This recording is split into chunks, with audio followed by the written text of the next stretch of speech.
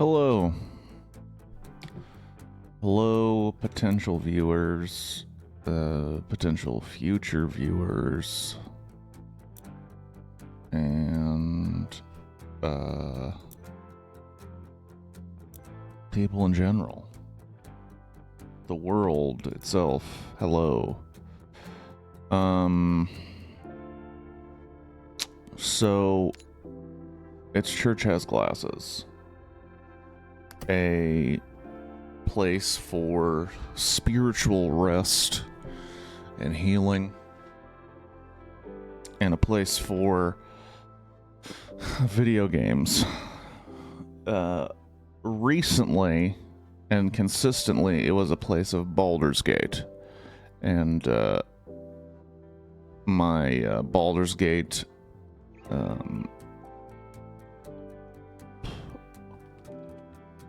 wow, I had coffee. The words disappeared. My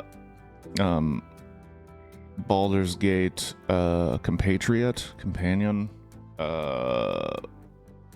party member, Kiwi, was not able to play today, so it was up to me to find something.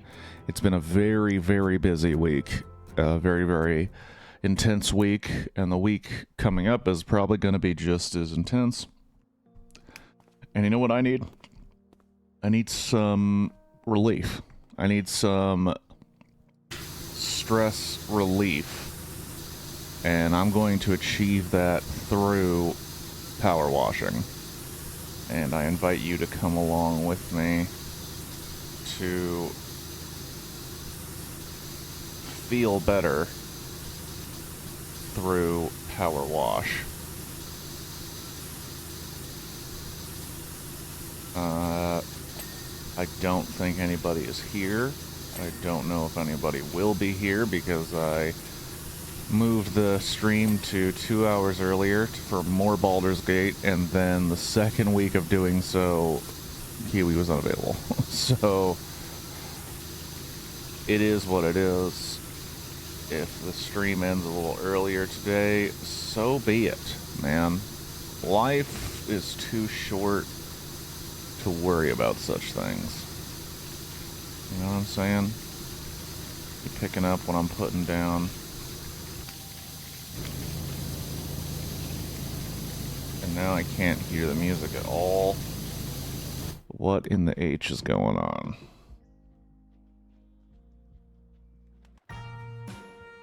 It's the one song that's lower than the rest of the songs. Because of course it was.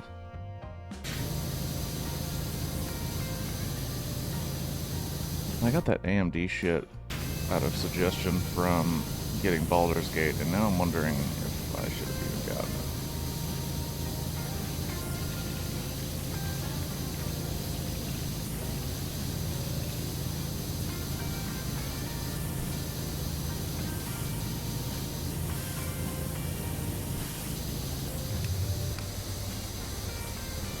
I'm wondering why I wasn't using this.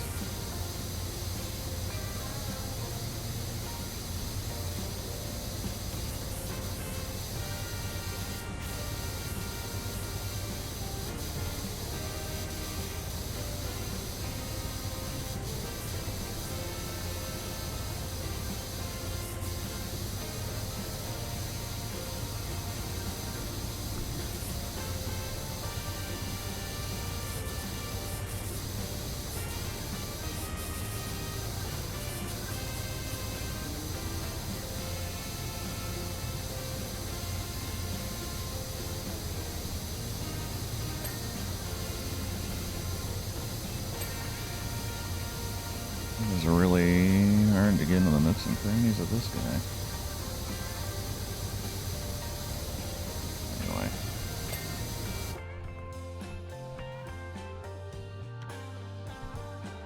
You know, nobody may be here, but doesn't mean I can't talk about something. Semi-recently watched Five Nights at Freddy's. It was an interesting experience because I had no interest in ever playing Five Nights at Freddy's. And the movie itself kind of got polarizing reviews. which made me even more interested in seeing it. Because there were folks saying that if you like the games, you'll love the movie because they did a very good job keeping to the lore of that game.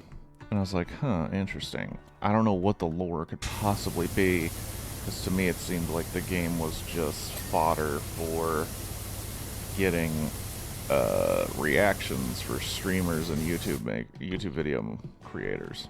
Like, it didn't really seem like a whole lot of story was happening. It seemed like you were just preventing yourself from getting spooked from giant animatronic Chuck E. Cheese ripoffs. So when that was being said, I got suspicious that it stuck to the lore. And when Five Nights at Freddy's started out, I was like, seems like we're spending a lot of time dealing with this protagonist issues, which, as far as I knew, the protagonist of Five Nights at Freddy's was super open-ended so that you can put yourself into the shoes of the protagonist. And then when it finally got to the lore of the Five Nights at Freddy's location, I was kind of, I was shocked.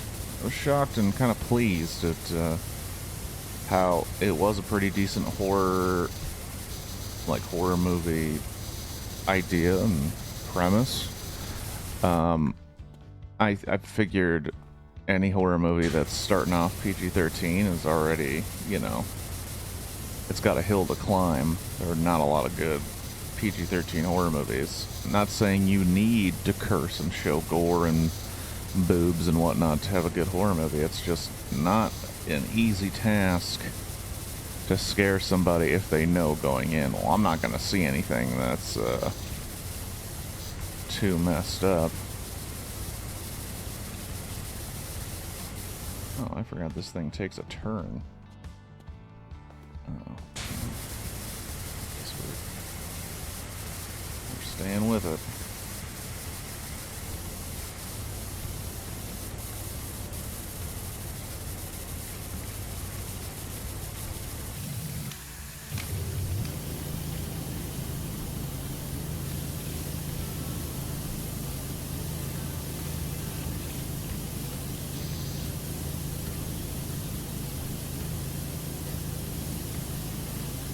Five Nights at Freddy's not as bad as I thought it would be.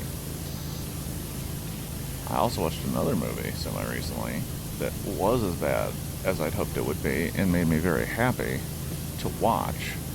And that was Madam Web. Madam Web. What an amazing bad movie that deserves all of our love and adoration. Just for the fact that it can be made. A movie that bad can be made.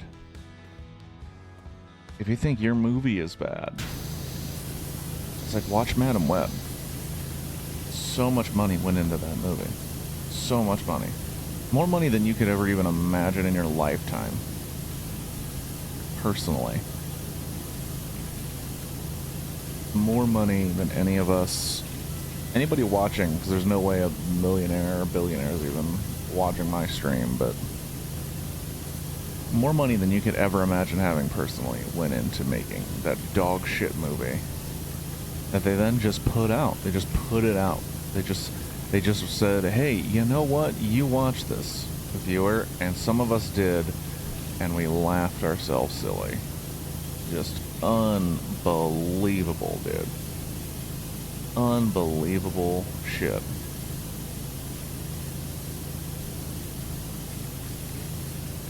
It's like,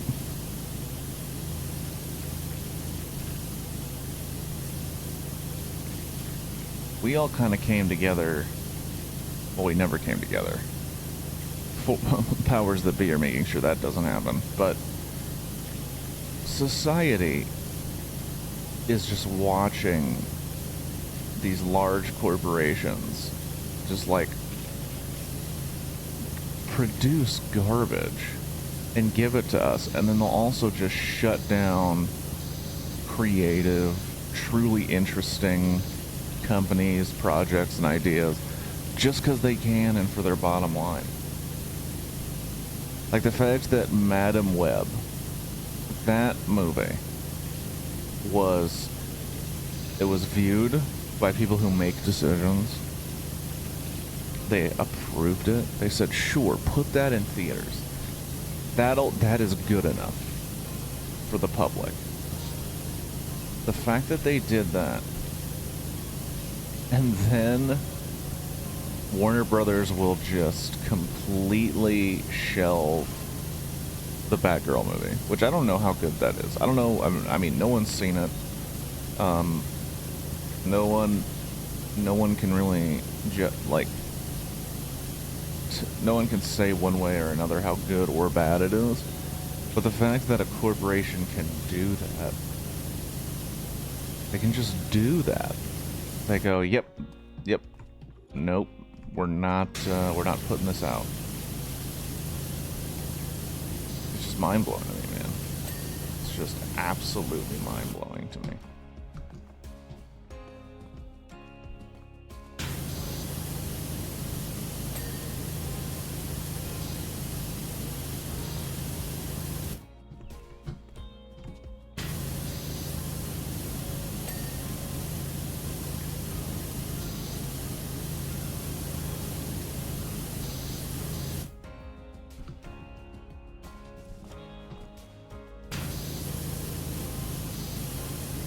Madam Web also, like, it did things that, like, straight to streaming garbage movies do.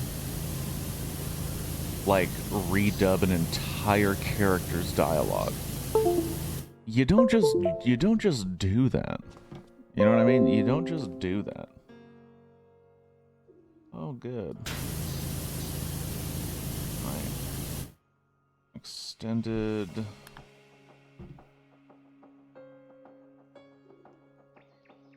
storage device is acting weird. Good.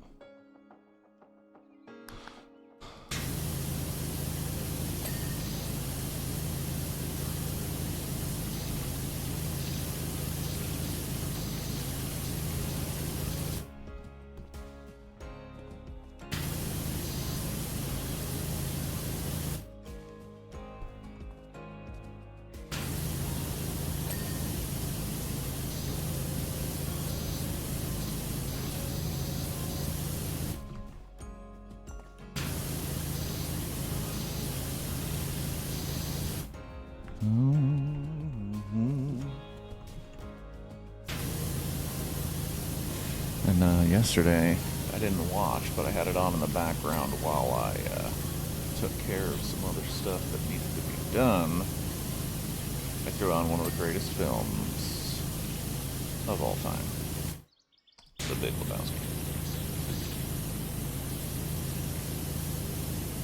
One of the absolute greatest of all time.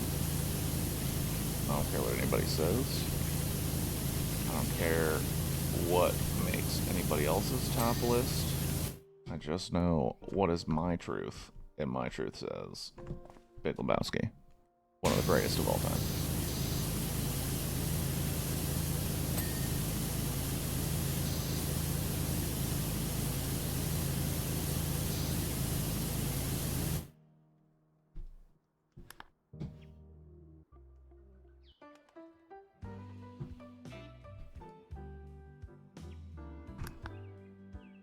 One of these days I'm gonna have to go through this playlist and figure out the ones that are way too quiet.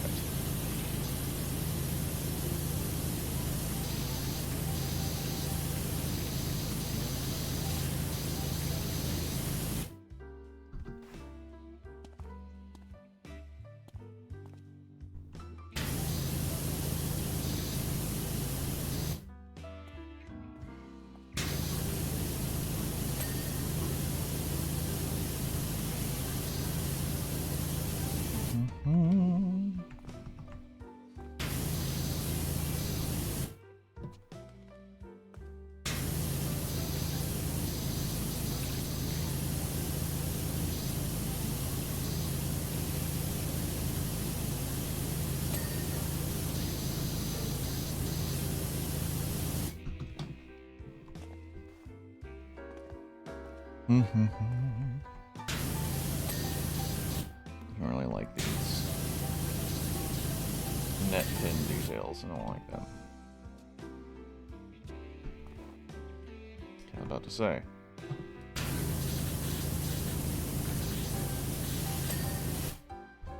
I better be able to climb that shit. Does that mean I can run this obstacle course?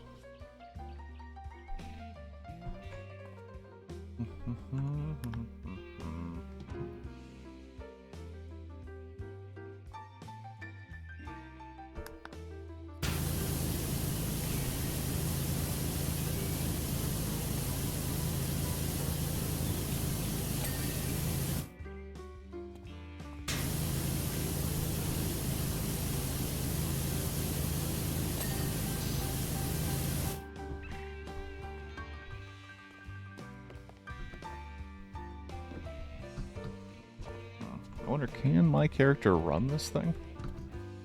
I'm sure game developers seem savvy enough to know that we would want to do that as the player.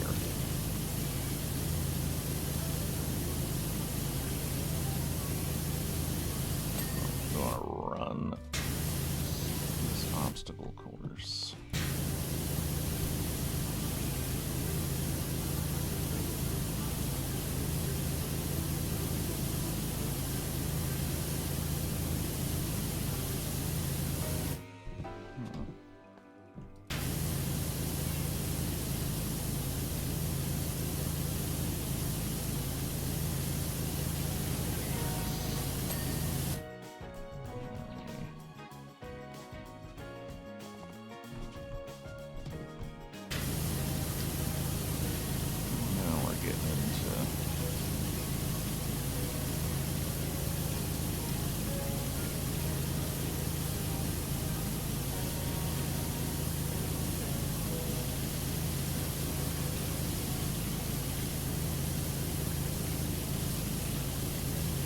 This is interesting. What is...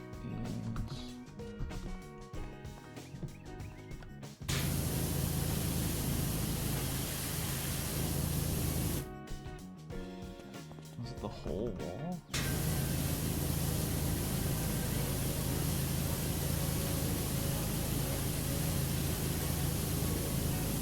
Weird looking section, that specific thing off.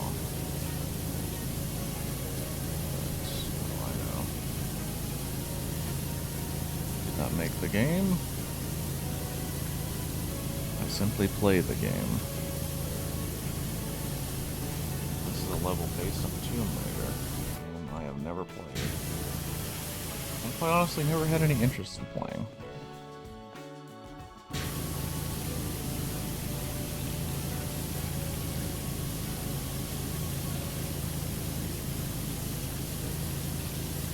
I wonder. I'm not accusing anyone of it. I'm sure there's merits to the game Tomb Raider, but I wonder how many young boys at the beginning of their, you know, changes into manhood, which is probably the weirdest way to say that sentence, but boys that were turning into men, I wonder how many of them were into Tomb Raider for those reasons more than the game reasons. Because one, it's kind of funny because they were just literally like 3D triangle breasts, and two, I don't know if that game really holds up to, you know, modern critique of video games.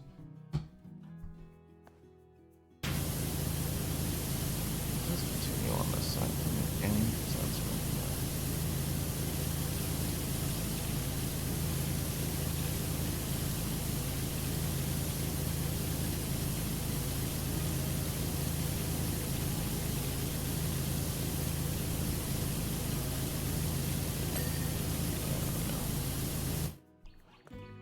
There we go.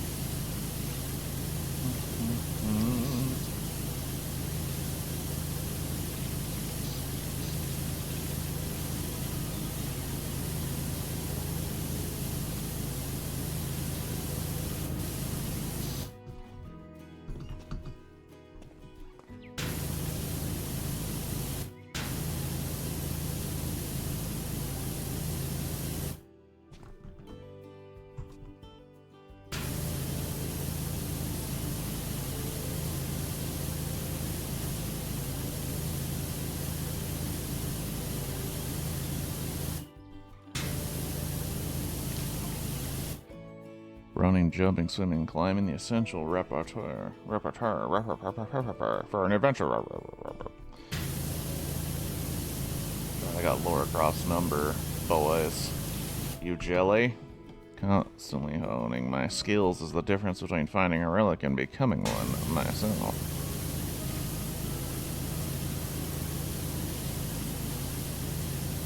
It is funny, if I were to roleplay this game, it'd be the guy who just came in for a job. He doesn't need to talk to you.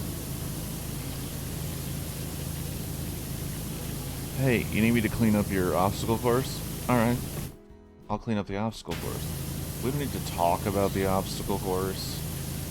I don't need to know why you have an obstacle course. I'm just here to do a job. I'm just here to do a job.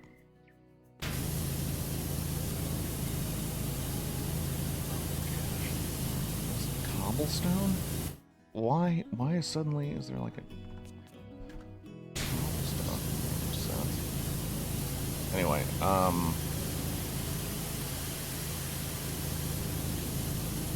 guess this is kind of like a journal of sorts, that no one will ever see this.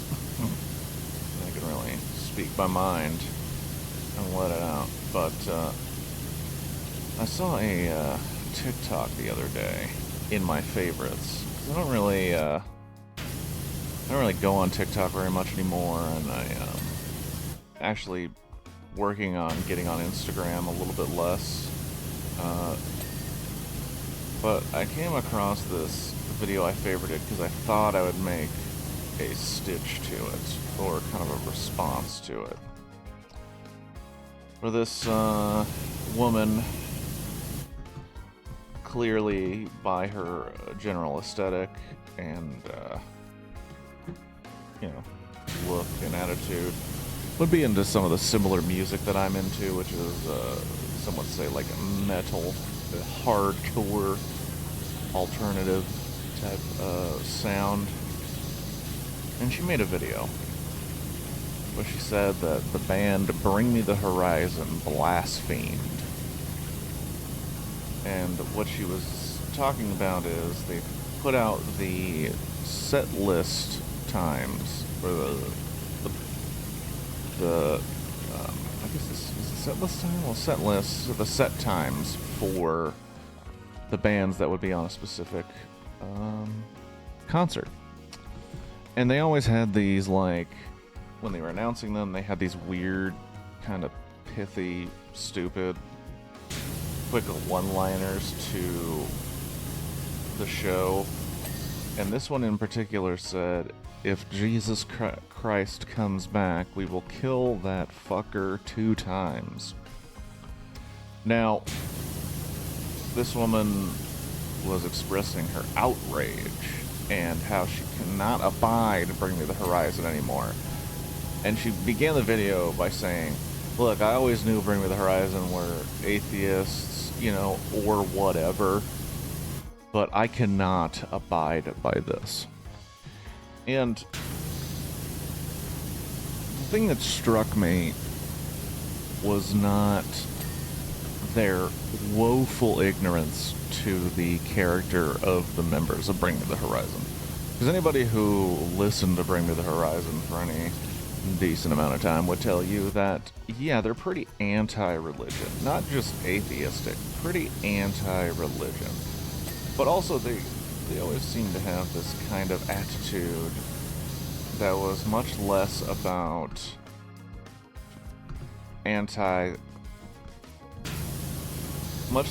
like, I just don't believe in that. They're much more antagonistic in nature. Like, that was part of the way they rolled. And what struck me was not that she was woefully ignorant of this. What struck me was that she had, I would say, the cojones, the balls, the unmitigated gall to highlight her ignorance for the entire internet. And then keep the video up, because this is, like I said, this was a video I favorited months ago, and it's still available on TikTok. You can you know, make a video, people can respond to it, and you could just delete it, and it'll be gone, or it'll be what's the word?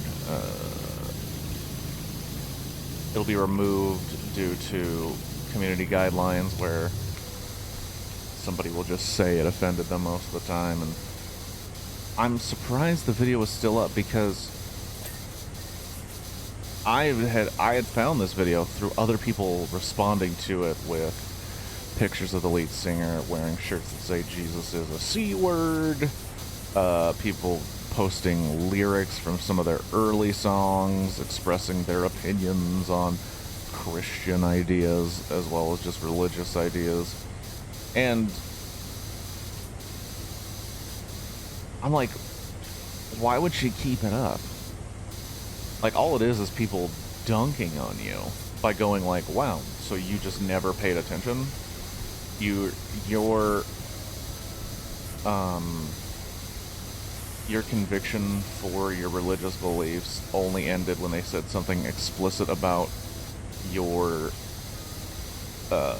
deity, which, by the way, I could make the argument that the point they're making with that line, if Jesus comes back, we'll kill that effer twice, is that humanity itself would kill Jesus because his message would not be appreciated in this day and age, and people would put him to death. Even folks that claim to be Christian now in the United States would probably put Jesus to death again, because he's such a radical for suggesting that we care about each other and don't, you know, make each other's lives worse through legislation and apathy. But that aside, you are willing to enjoy the music of someone who thought these things just because you never took the time to understand them. The fact that you kept the video up tells me that that person's probably using that as currency for the widely held Christian idea that Christians in this country, and the country I'm talking about is America, are persecuted. When they are not persecuted, they are called out for their own beliefs and held to the standard that their beliefs would hold them to, that they just refuse to hold themselves to. Love your God with all your heart, soul, mind, strength. Heart, soul, mind, strength. Yes. That means that you pay attention to the art that you're consuming. That means you acknowledge what the people are saying in the things you're consuming, not ignoring it until it's incredibly explicit.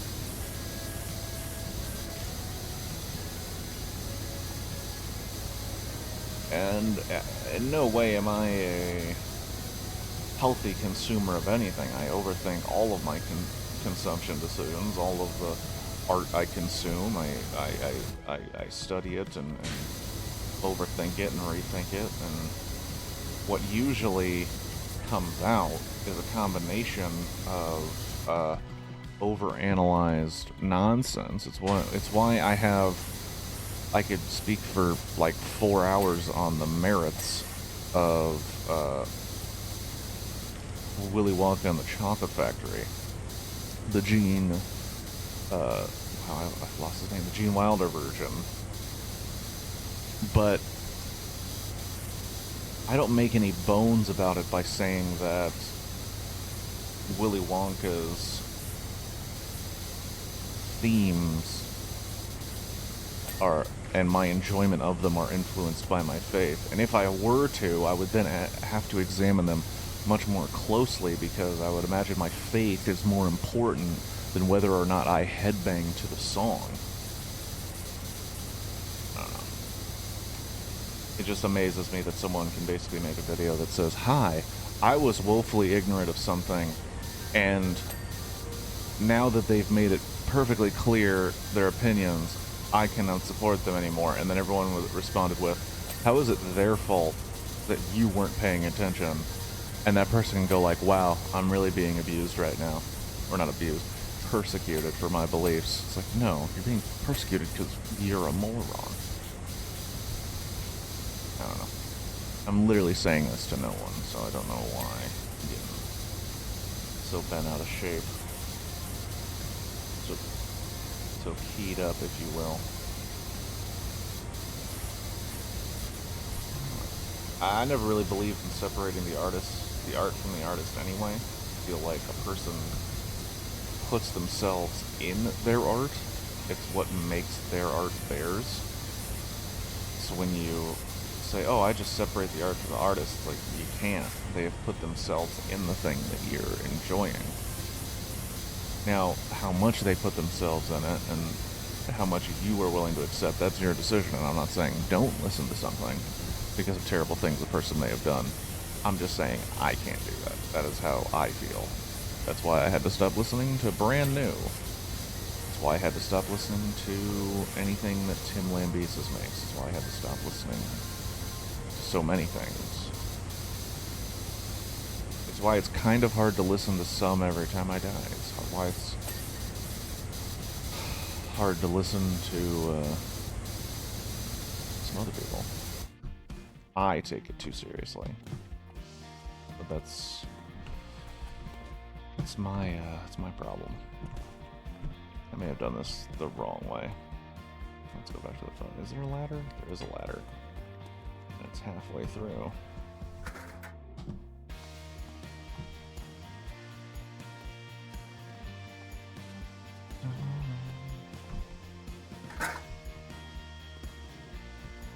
I need you to exercise demons, not Glenn. How long have you been here, past tense? Because I went on a rant, and I doubt you heard any of it.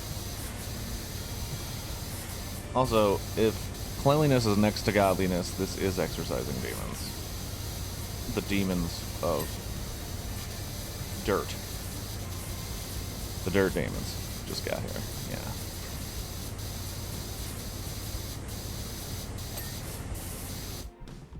I am exercising demons. I'm exercising them dirt demons. Those demons of the dirt. The malice of mud. The damnation of dust.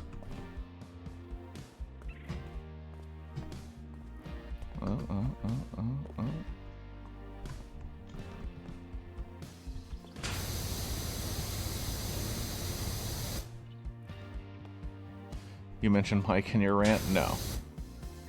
The rant did not have anything to do with Mike. It had nothing to do with our gameplay yesterday. If we want to expose the truth, we played some Demonologist yesterday. Very, very fun. Very, very, very, very fun game. And playing with Mike not only makes me feel brave, it makes me feel like I can handle scary games. That dude does not handle scary games well. Or as well as I do.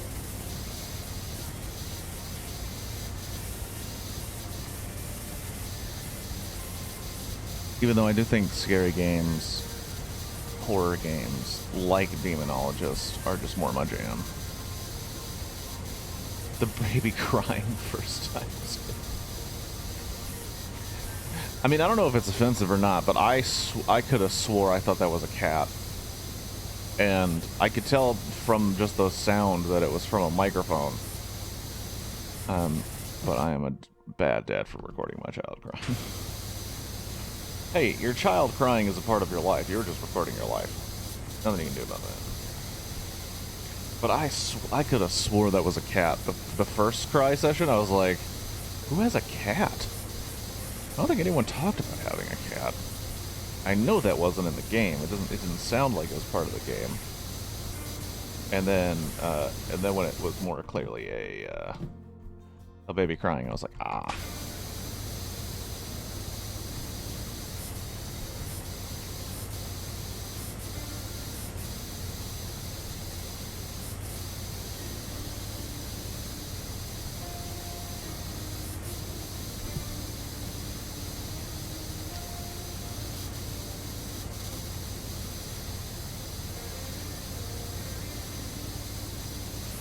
Also, are you going to church, dude?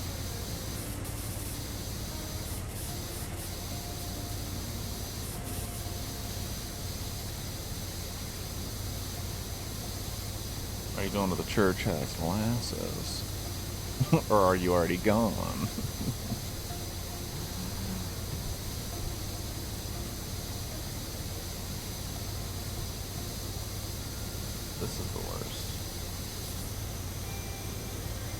This object is the absolute worst. I hate cleaning this thing. Stupid slats.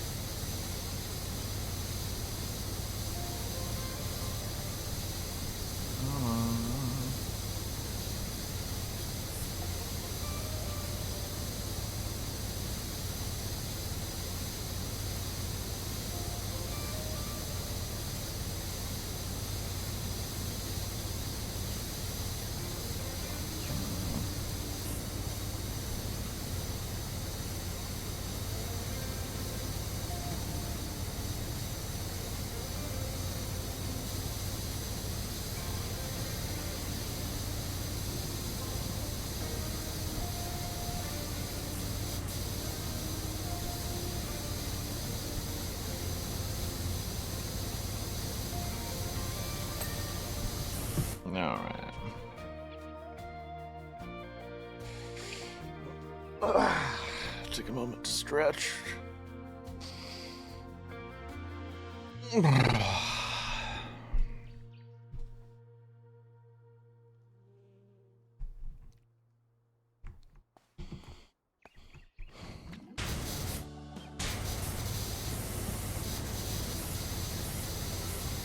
Thirty-1% clean.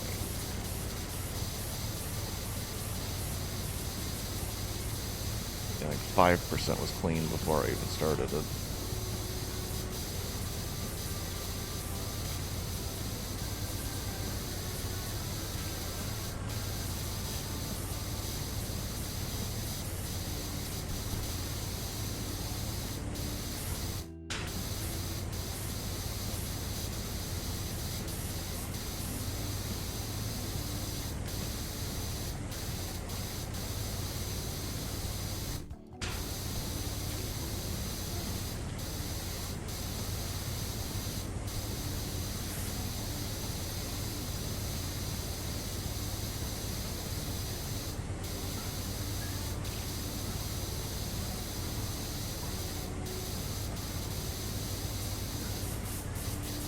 Pretty annoyed by the nooks and crannies on these boxes.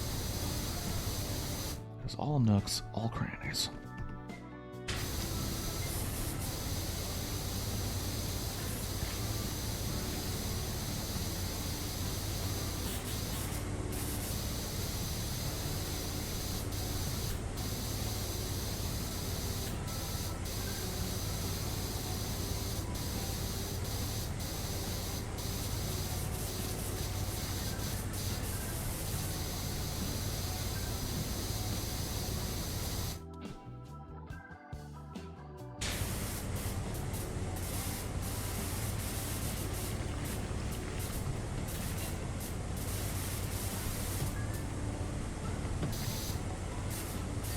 Boom. Zipline handle. Clean. Zipline itself doesn't need to be clean, apparently. Figure that shit out.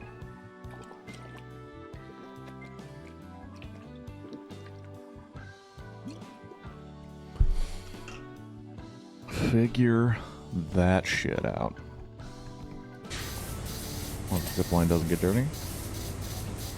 It's immune to the dirt. Nay, I say. I say nay.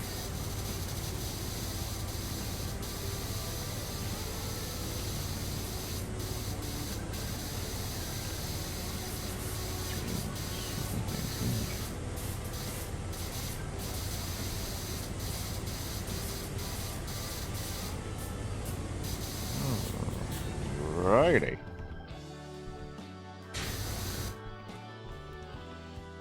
Yeah, those boxes are gonna be ass. They're gonna be ass.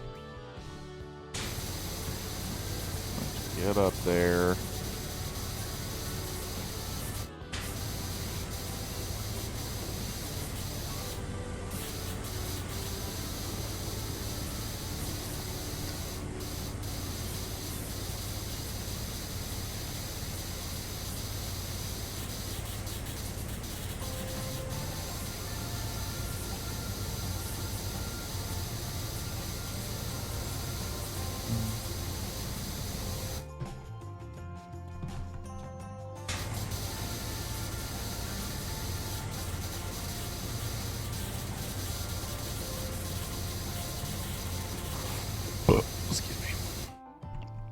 breakfast burrito before coming to the site.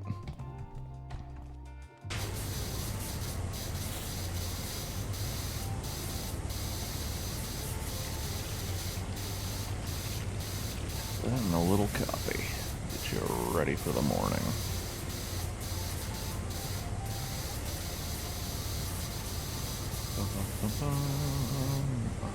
Alrighty.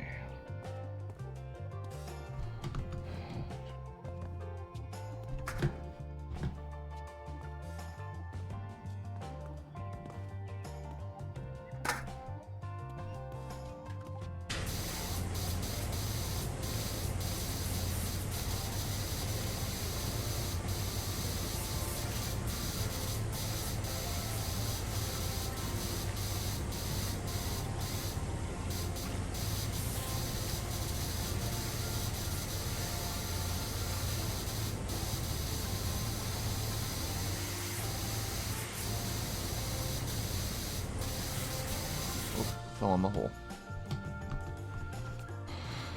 Fell in the hole.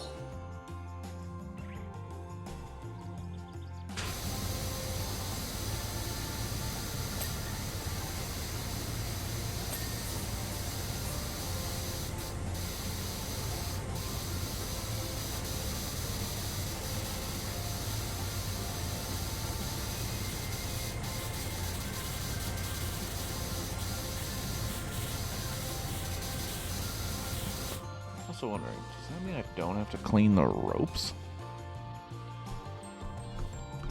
This game is very confusing. What does and does not need to be cleaned? Is this to imply that one of Laura Croft's servants takes down the ropes and cleans them on occasion? Then puts the ropes back on this dirty-ass obstacle? I'm telling you, it doesn't add up. Investigate Laura Croft.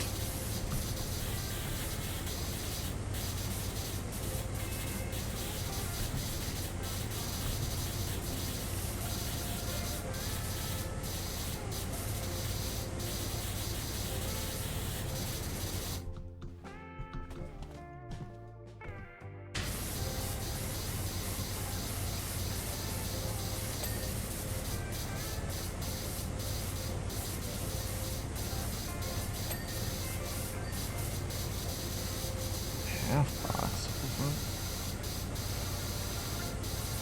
This is a half-box situation.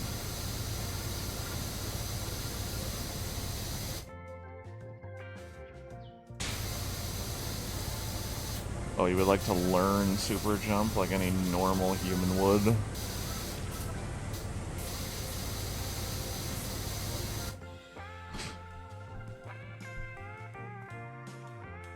Laura Croft. She raids tombs, ladies and gentlemen.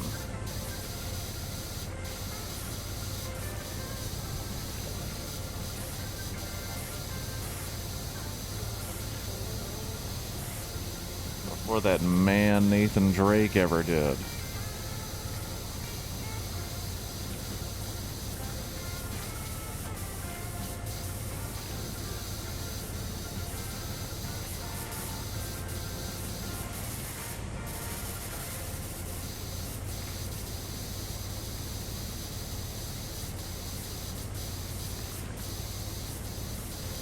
Probably too close for the power wash, but there's a whole lot of choices.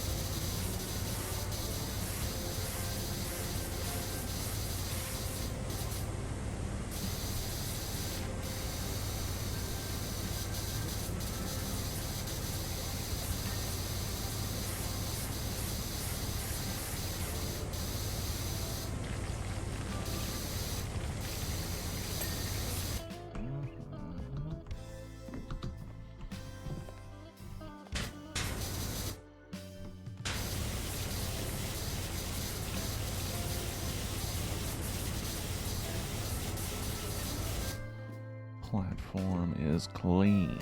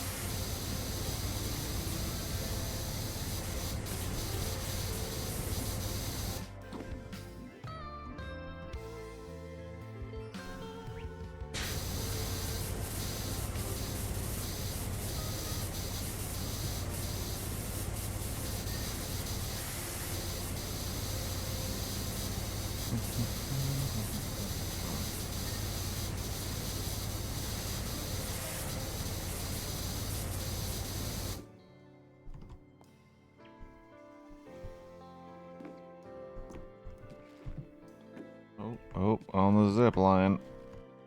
Oh, that seems dangerous. Low box is not clean. That box is not clean.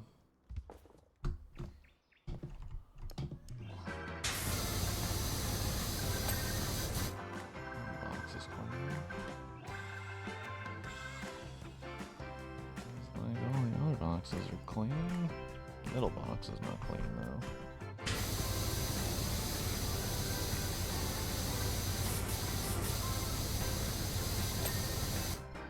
Alright. Alright.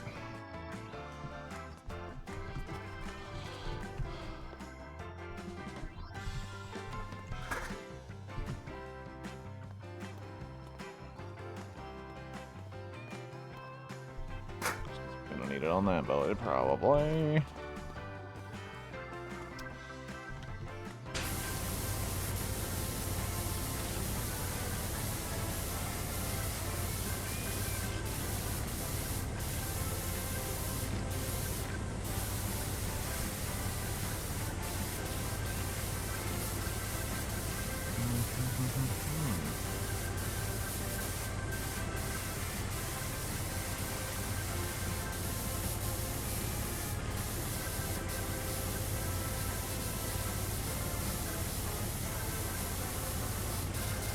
I have a feeling the texture of that tunnel is going to make this a little more difficult than I'd like it to be.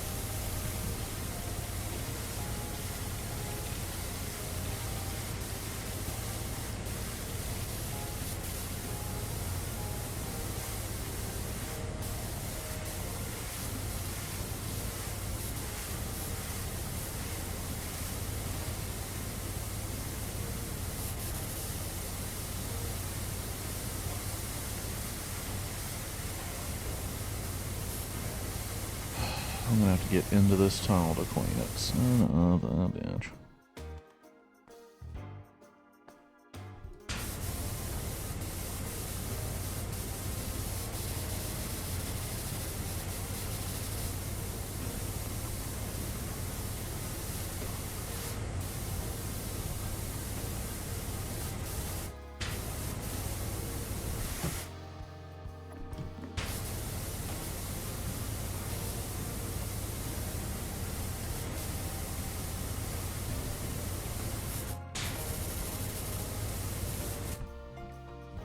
Aha! You dirty trick.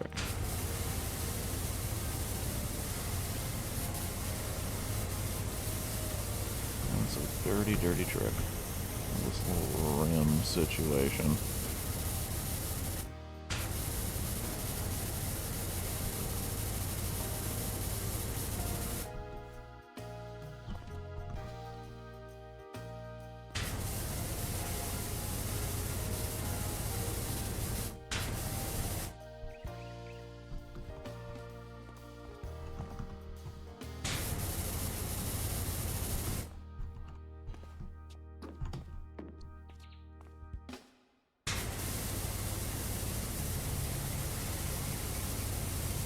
There we go. Tunnel is clean. Oh man, we're not even at 50%. Not even halfway through this bad obstacle course. I was gonna say bobstacle course. I don't know why. That's an obstacle course where you have to avoid Bobs, Roberts, and Bobbies.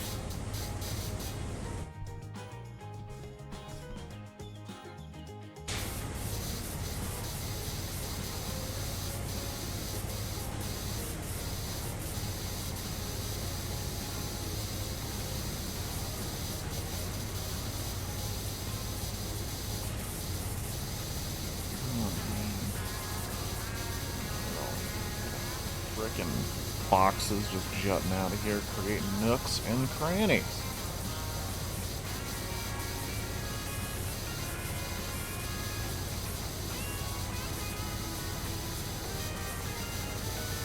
Creating little hiding spots for all this dirt. All this dirty, sinful dirt.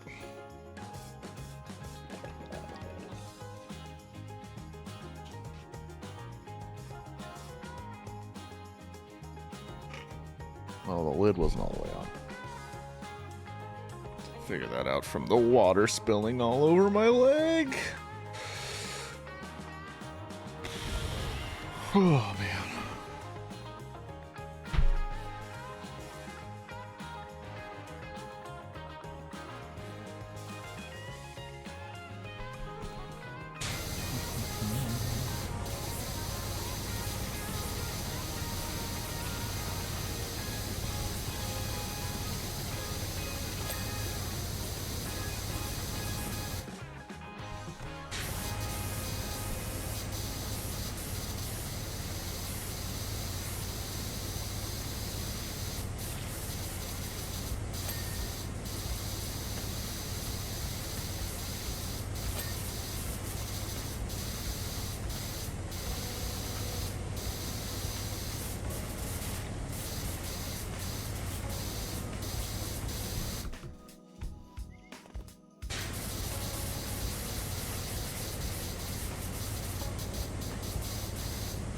I think this song, if you could hear it over the power washing,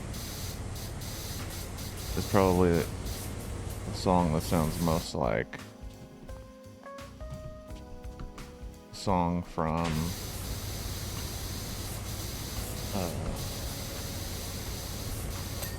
in between scenes of NYPD Blue, which NYPD Blue always employed.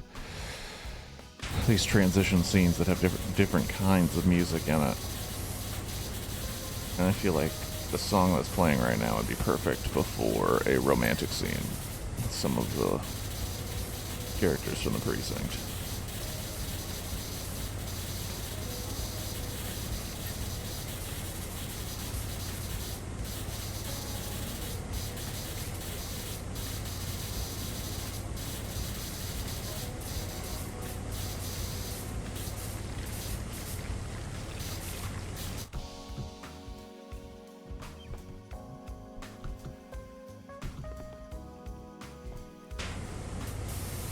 Ooh, we got ourselves a little,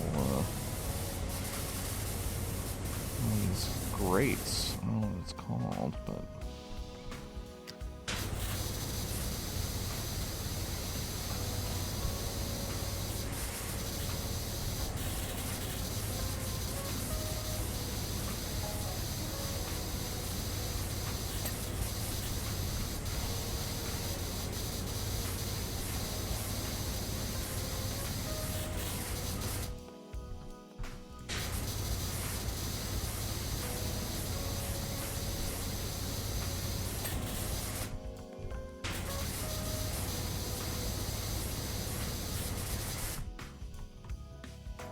Really? Really, though? That's dumb.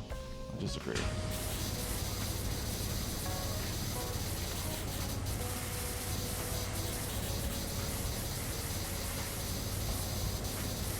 There we go.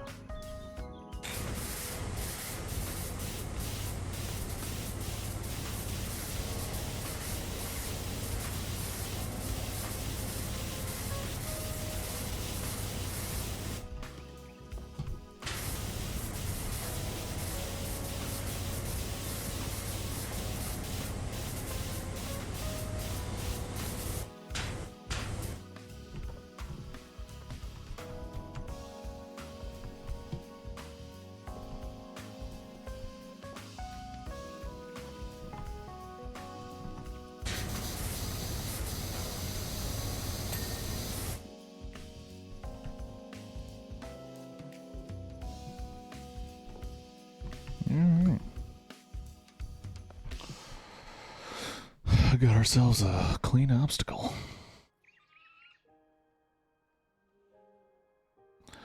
Only 8 more to go.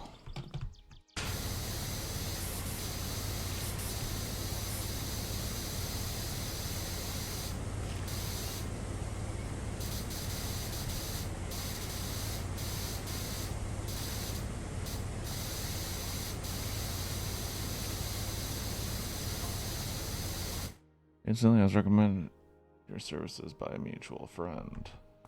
Uh-oh.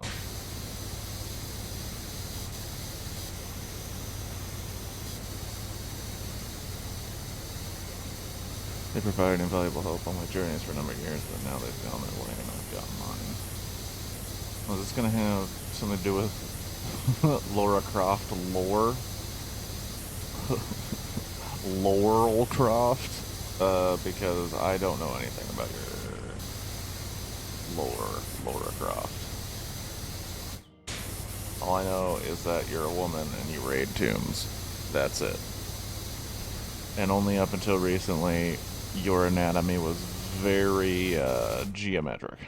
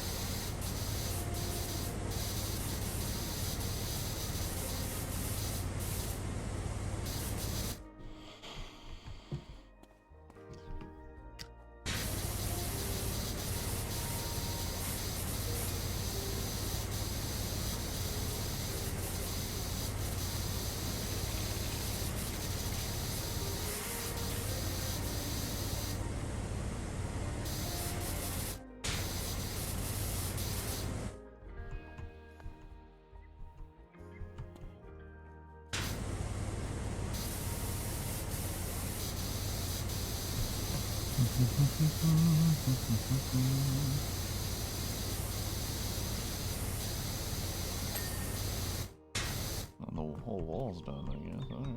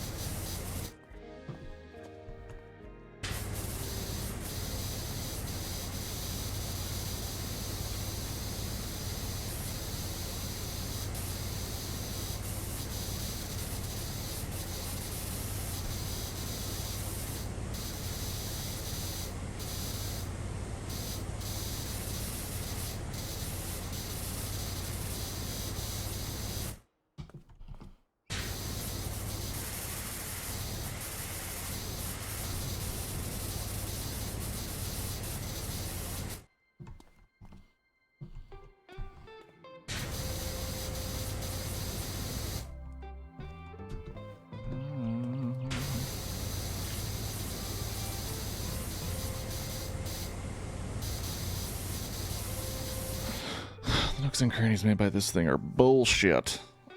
Why'd you have to fucking do that arch bullshit, man? Why are you getting creative? It's a fucking obstacle course.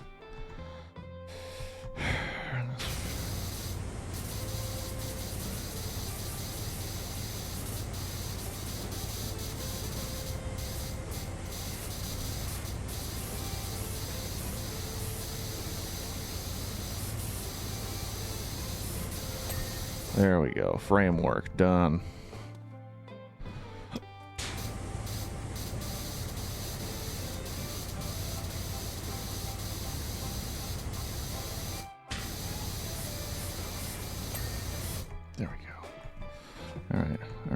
Feel the rhythm. Feel the rhyme. Get on up, it's bobsled time.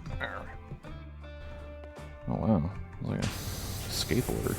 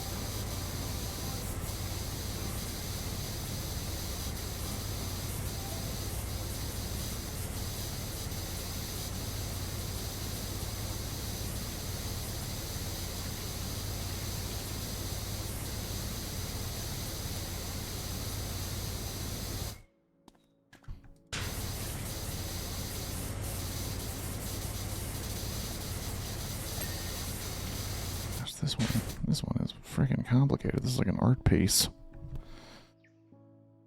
A lot of different sizes and pieces came together to make this thing. And what does it make? It makes nooks and or crannies.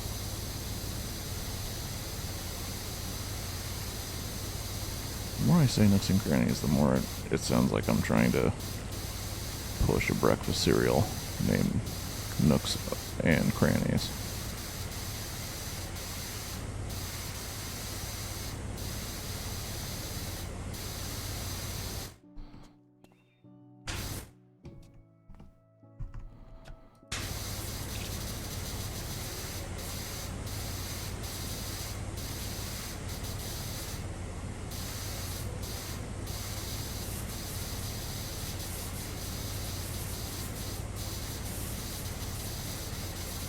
I have a feeling I'm going to be coming back to this bad boy. I'm going to miss something. There's just too much little detail in all this crap.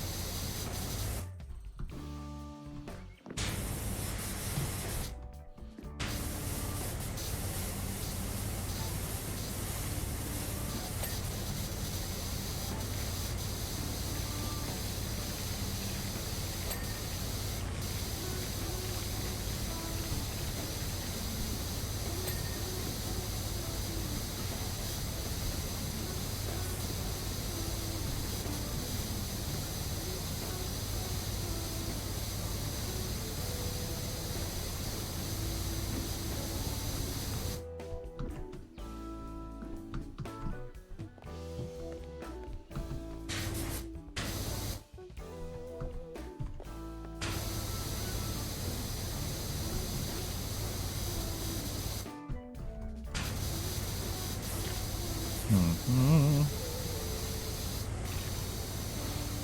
this is the one obstacle that's probably going to be the one I have to come back to. There's too much potential for hidden areas.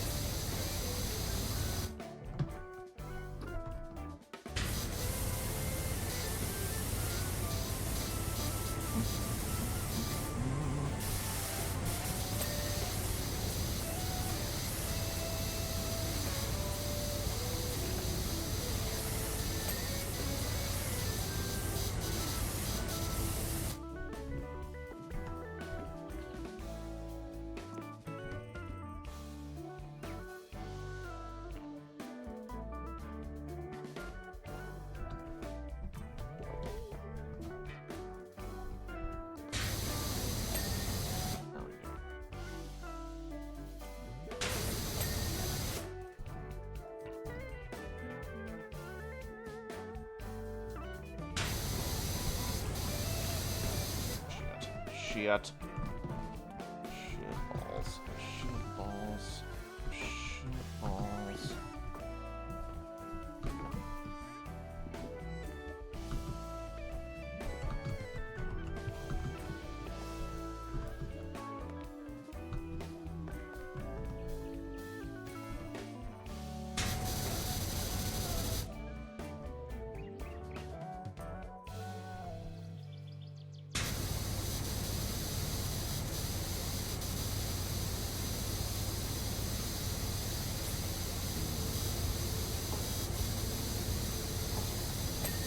There we go. Obstacle 7. Friggin' boxes of bullshit.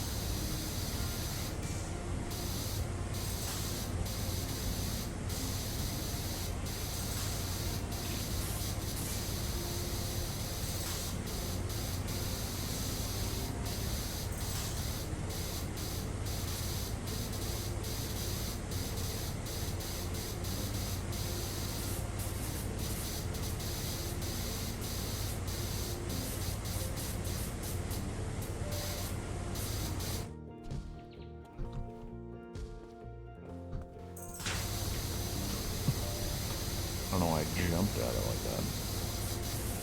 Turn this into an action game all of a sudden.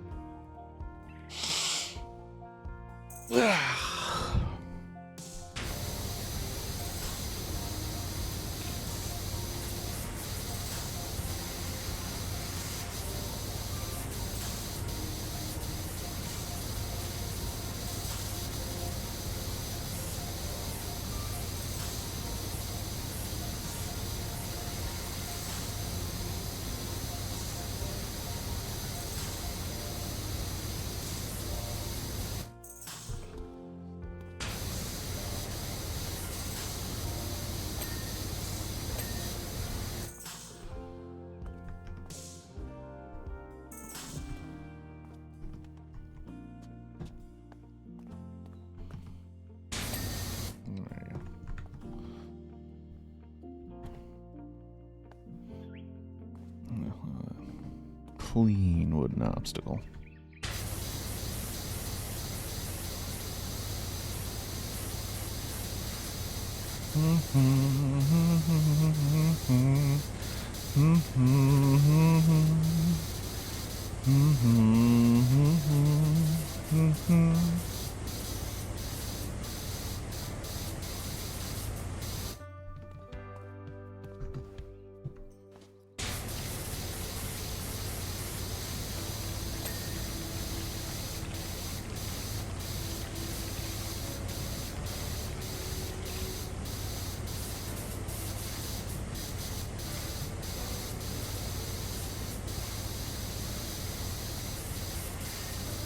Boom.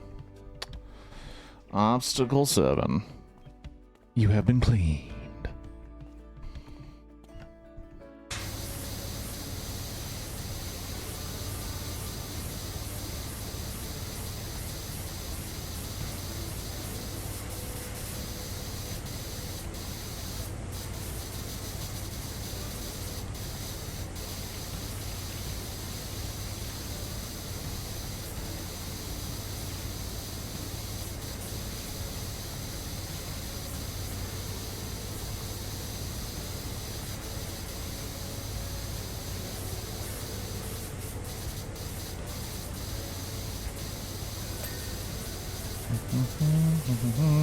As far as it is, I might admit a twinge of guilt every time I see that quad bike. Why? Did you murder somebody on the quad bike? Did you commit vehicular manslaughter? I must have driven Winston around the bend with my perpetual tire marks through the manor. Oh, you were just a bratty kid that fucking dirtied the house. And your Alfred had to clean it up. Because you're not Batman. You're Laura Croft. I don't know why I'm so antagonistic towards Laura Croft, but maybe it's because I'm cleaning up her fucking obstacle course. You know, the thing that needs to be clean. The obstacle course. The thing I run to then go steal relics from other nations for profit. Why wouldn't I hate Laura Croft? That is the question of the day. Why wouldn't I hate her? Colonizing bitch.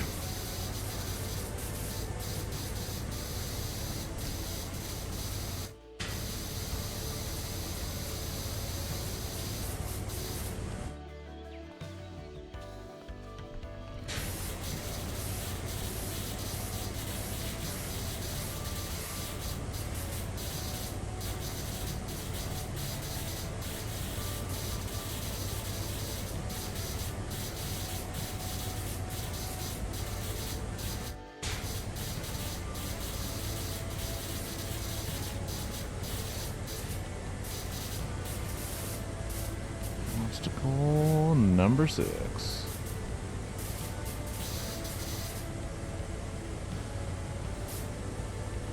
And the net pin is not clean. That one is. Why aren't you clean, net pin? There we go.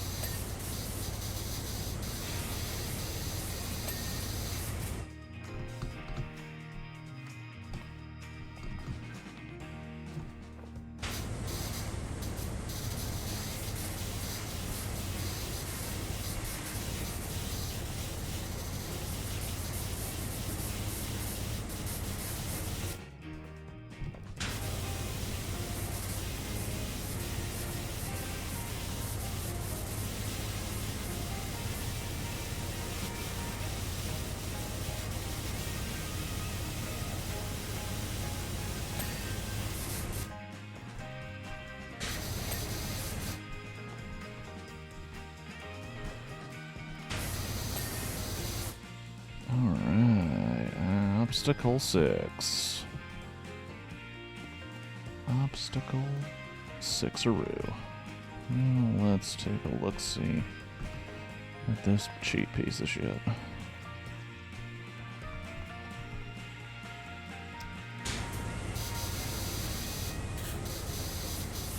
Obstacle number 5. Obstacle number 5 is kind of a cheap construction, hastily made. I guess it makes sense to have at the beginning of your obstacle course, as it seems to just literally be climb, then jump off. And it even has a canopy, so if it was raining or someone was pelting you with something like it was the show Wipeout, it could possibly prevent it from hitting you. Obstacle number 5, brought to you by the Lara Croft family and the pain of indigenous peoples that have been robbed by Lara Croft and people like her.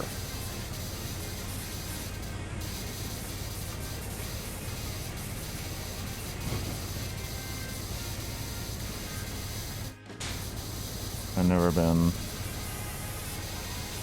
so eager to defend marginalized groups before. Lara Croft brought out the PC principle in me. You PC, bro? Oh, yeah, I'm PC UMass.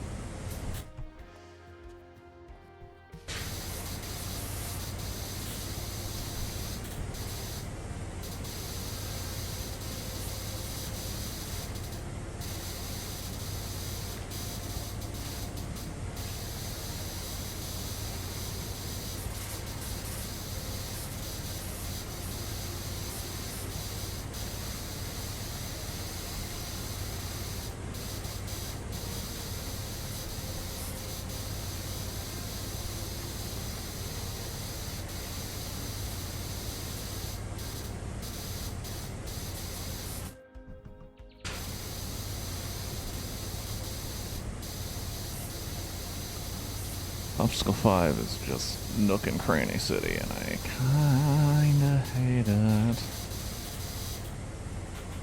Come on, everybody. Won't you take me to Cranny City? Come on, everybody. Won't you take me to Cranny City? Everybody, about a Nook that's happening here. It's the worst Nook and Crannies I've seen in my life.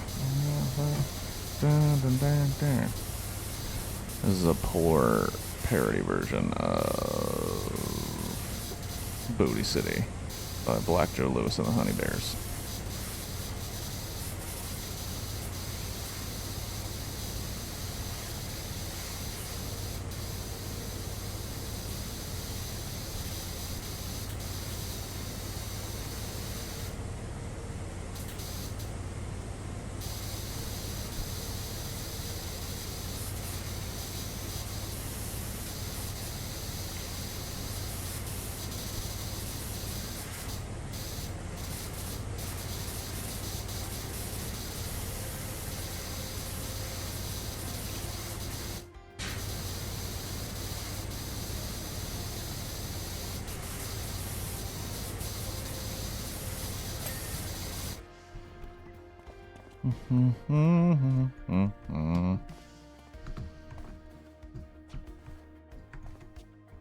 You kidding me? I can't climb this? Bullshit. Bull pucky. I run all the way back here to get my GD ladder. Come on. Give me the ladder. Give me the ladder.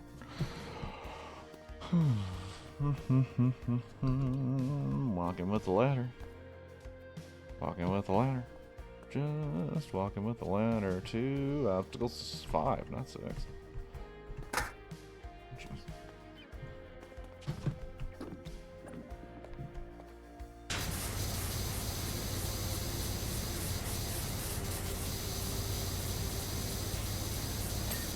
Nice.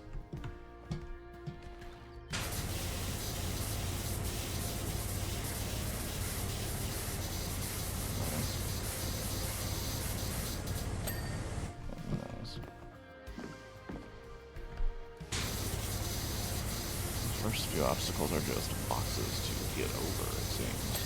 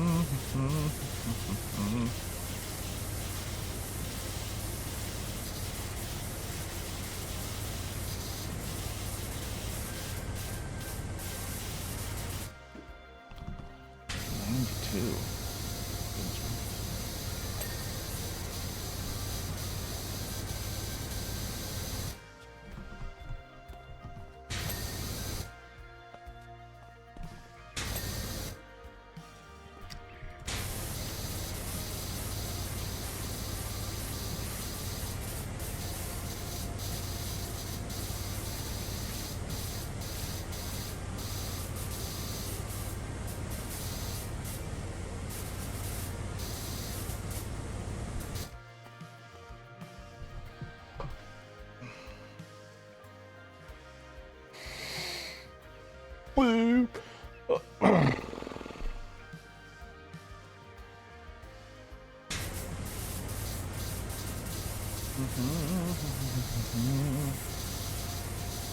Obstacle 4.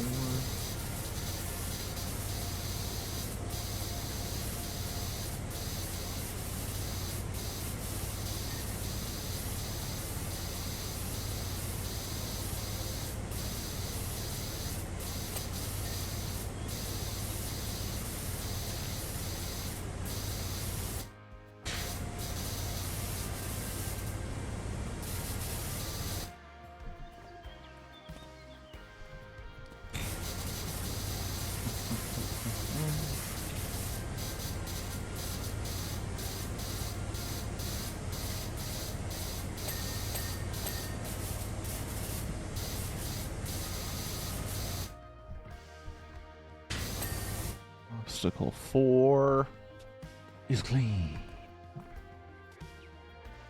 Now obstacle 3.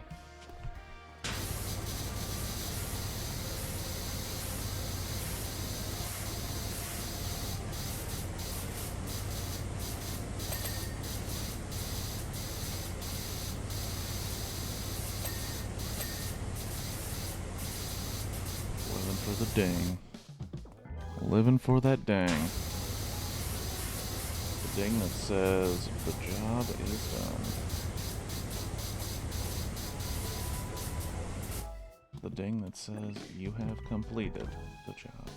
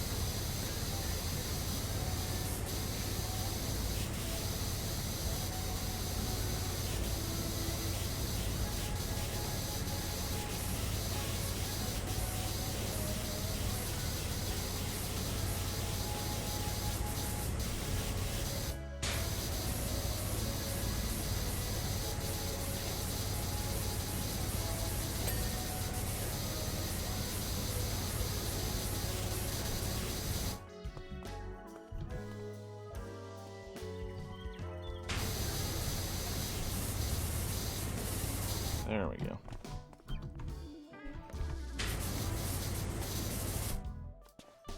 Slanted box.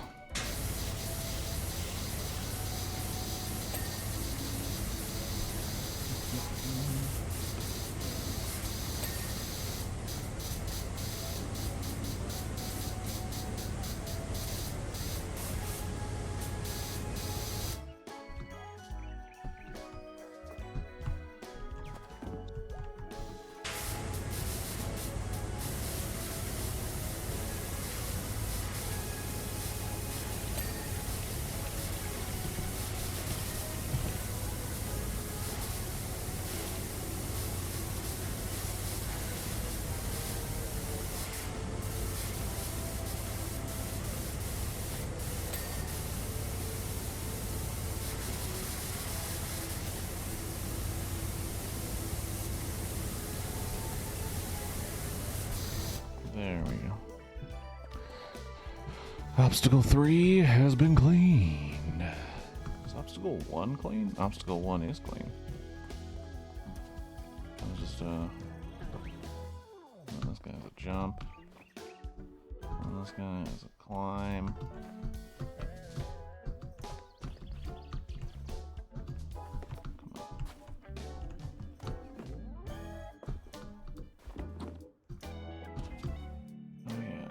Baby. Oh yeah, oh shit.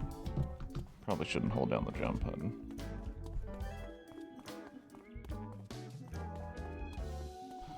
Alright, just because we're here, and why not, we're gonna run it. Well, let's go.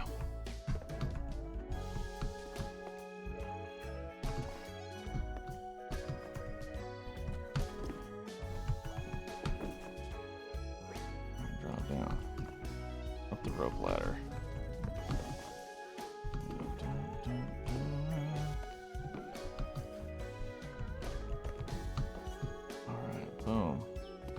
Up the thing here.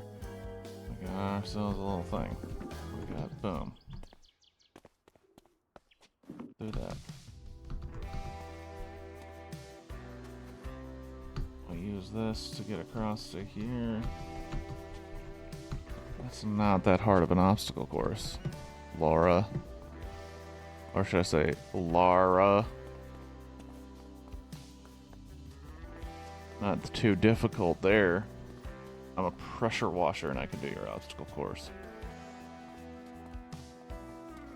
I don't even steal priceless artifacts from other countries. I just power wash shit.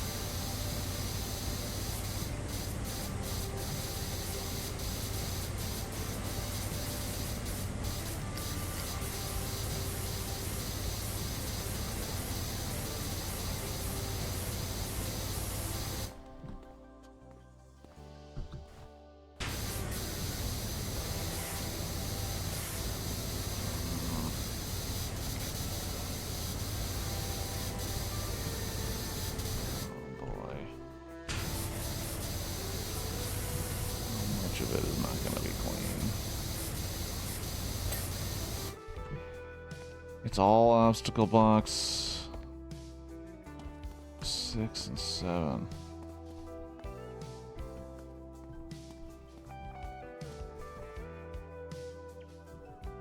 Block steps.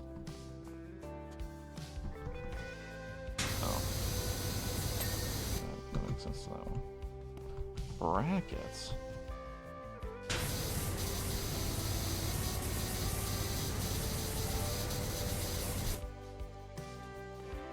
Brackets.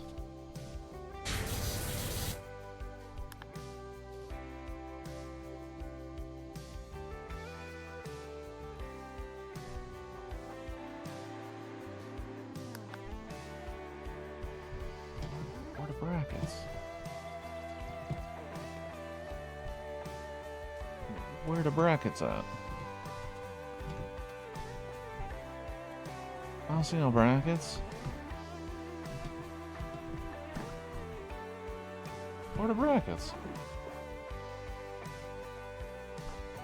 That's obstacle 7 brackets. Oh, these stupid fucking thing.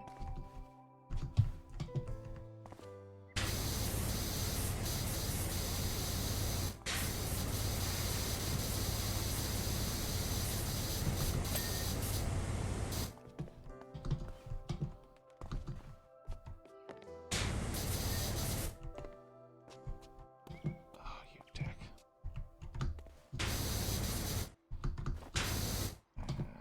Where's the frickin' ladder? Son of a bee.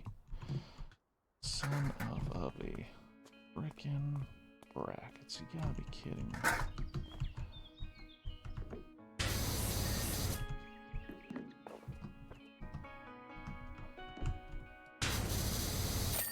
Boom. Job complete.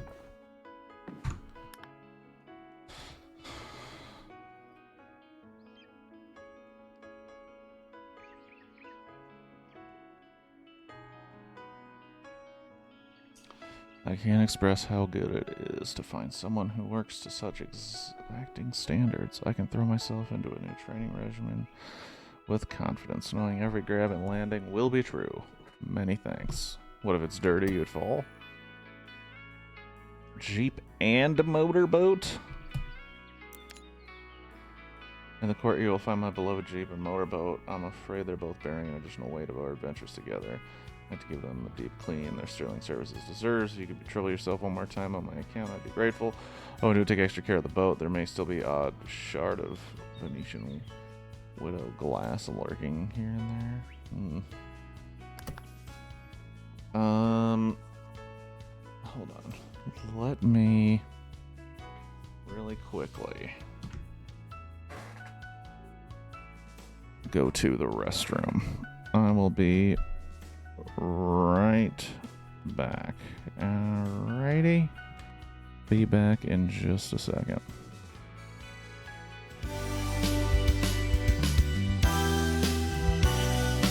I think this is my favorite song in this group of songs. If not the favorite, in the top 2.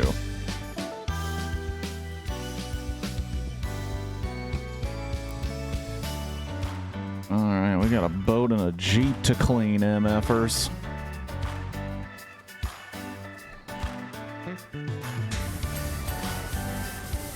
Very strange, but when you share the kinds of experience I have with my vehicles, you start to see them as friends. The Jeep, for example, oh man, my scraping Karnak.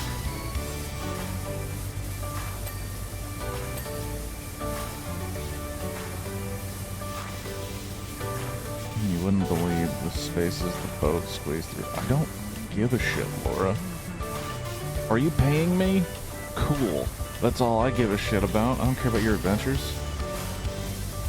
I care about my payments.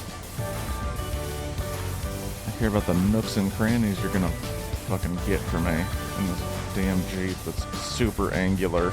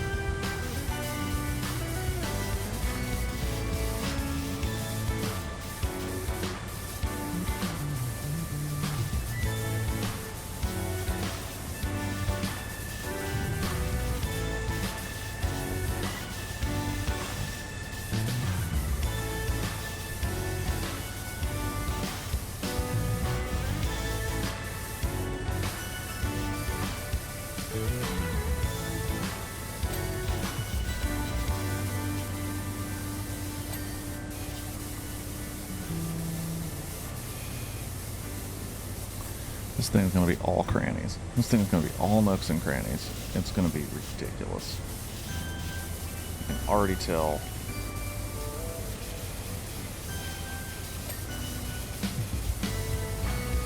They're getting dings for shit I can't even see.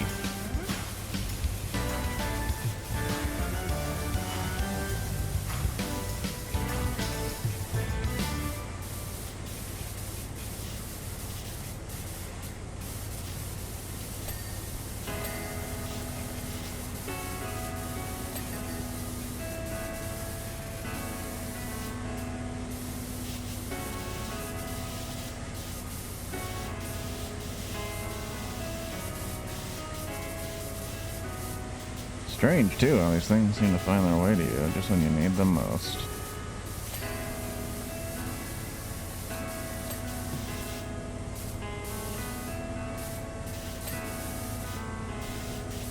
I was trying to deep in the Valley of the King's District to give chase to a man who betrayed me, and I stumbled upon a set of ignition keys amongst the rocks.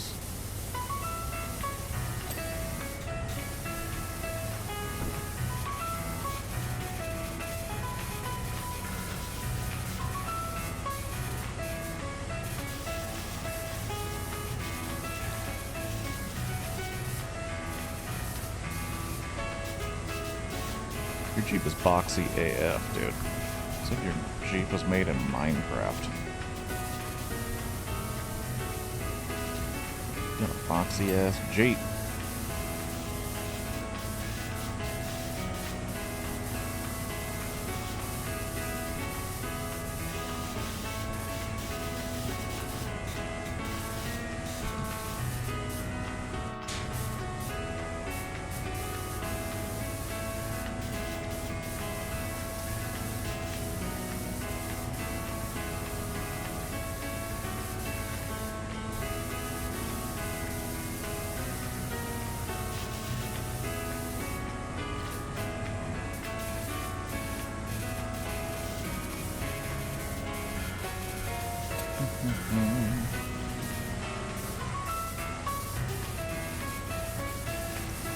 I don't know much about cars. I feel like if I just pressure wash the interior, that's not a good idea.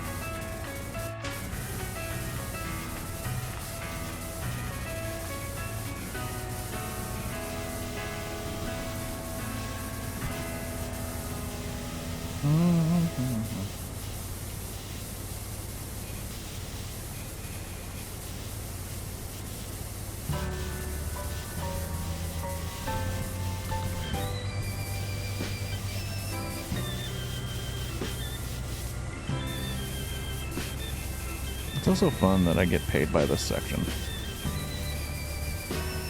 You goddamn gotta be kidding me. I can open these doors?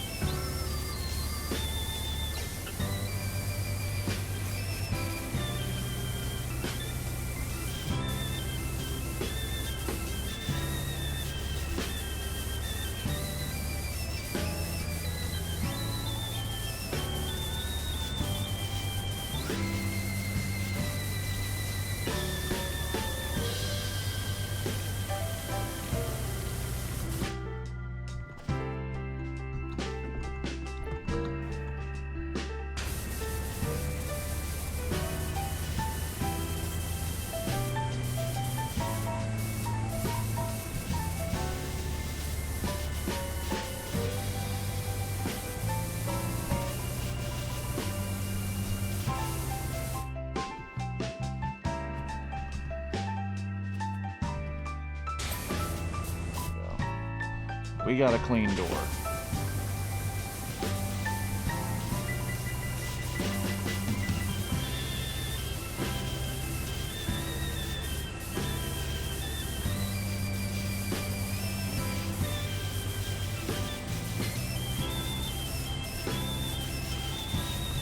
necessarily. This isn't necessarily an insult, but this car also looks like it's made out of Lego.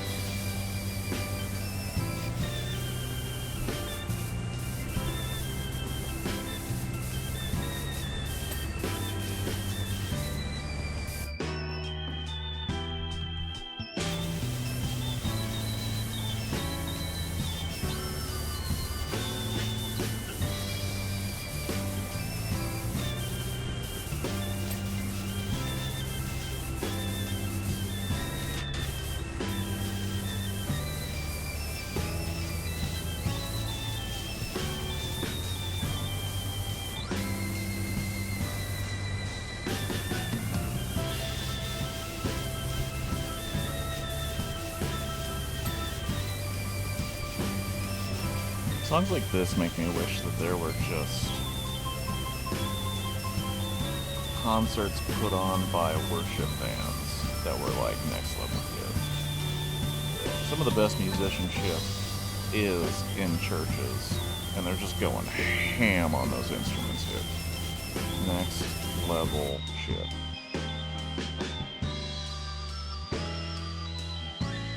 Also, Laura Croft just mentioning possible murder. No, it'd be their turn.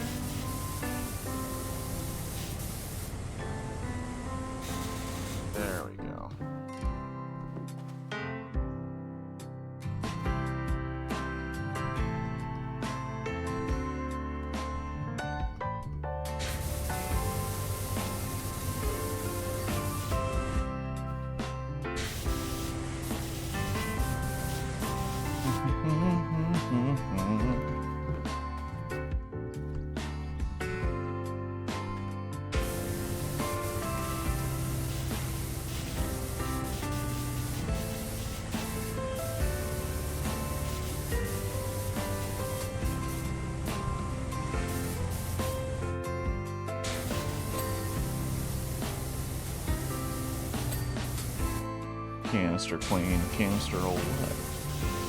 I assume it's gas or what? It's something else.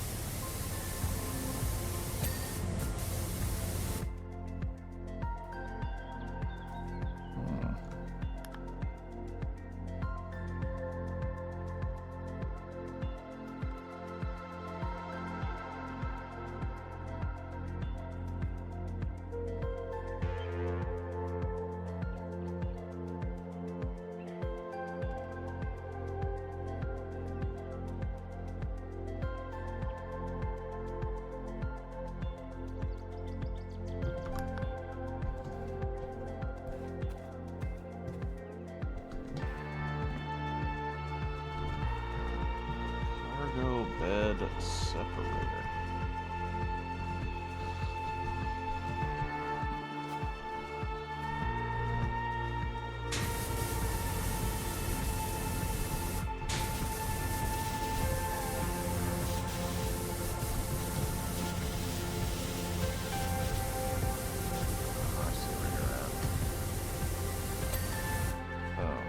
Cargo bed separator clean.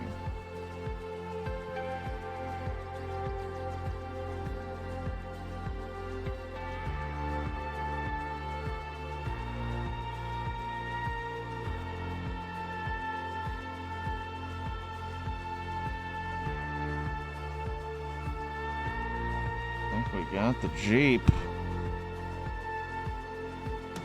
I think we got that Jeep covered.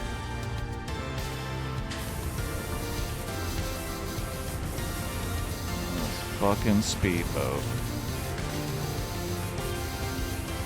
Well, the adventures you can go on when you're rich as fuck and there are no consequences for your action, right, Laura? Just admitted to murdering the original owner of that Jeep to a worker. Nothing's gonna happen to her.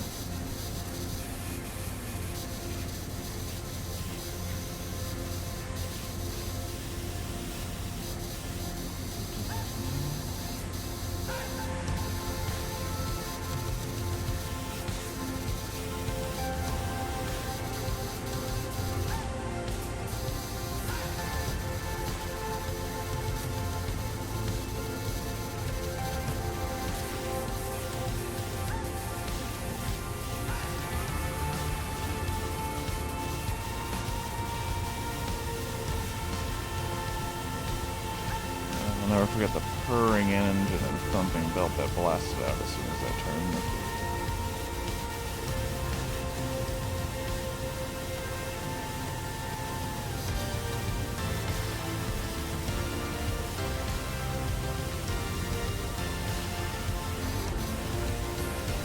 Again, making jokes about the man she murdered to steal his fucking thing. Just, you know, just some light fun for a Laura Croft murder.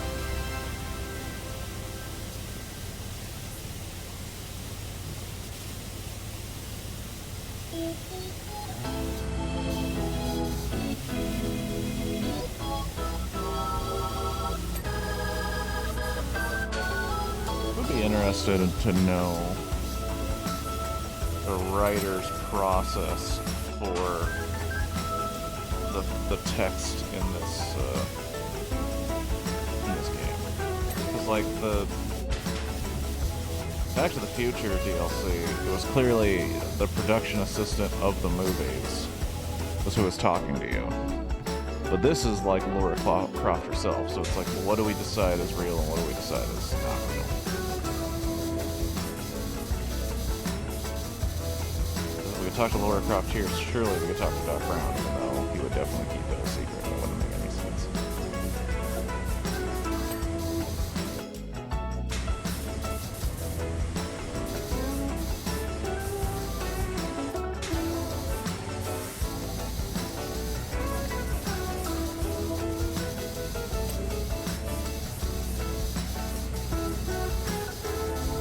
Cleaning some porthole guns.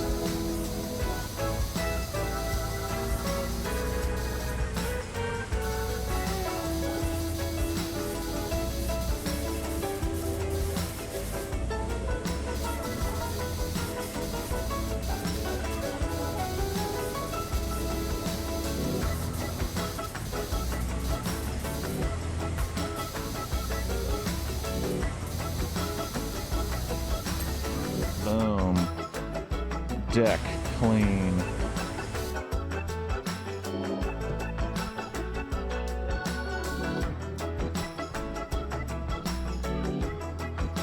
Before I get off the top of this thing, just double check.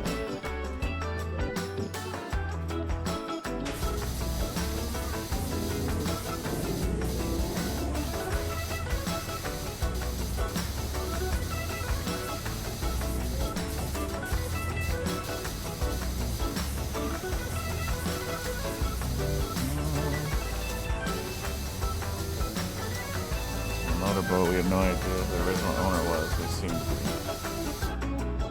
too repentant over there.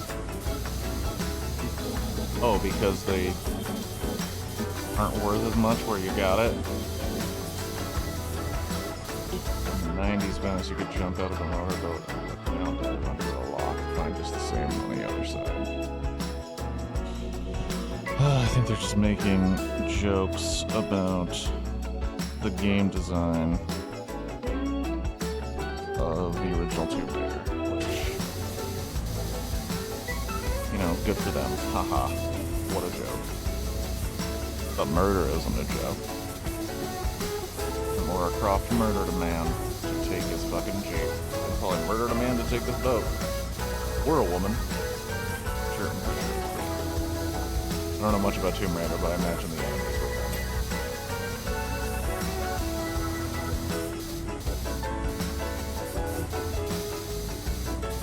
At least most of the time.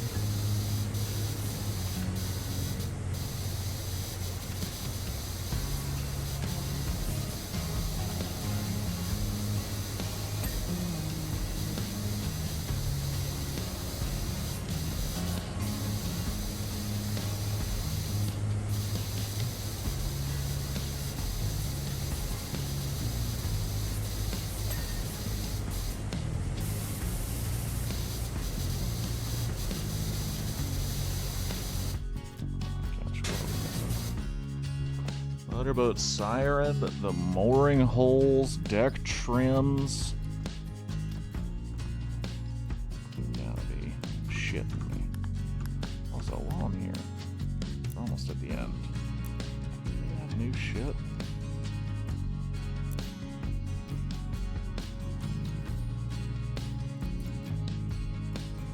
I own all this crap.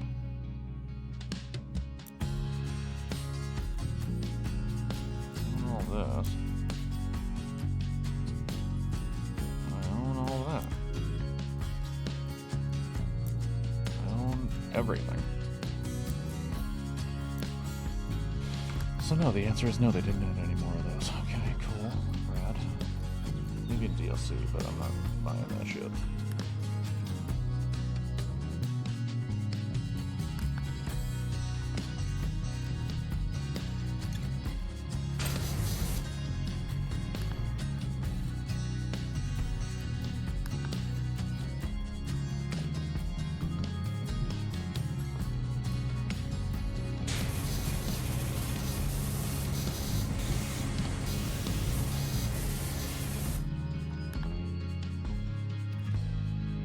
Deck trims, which are mostly clean.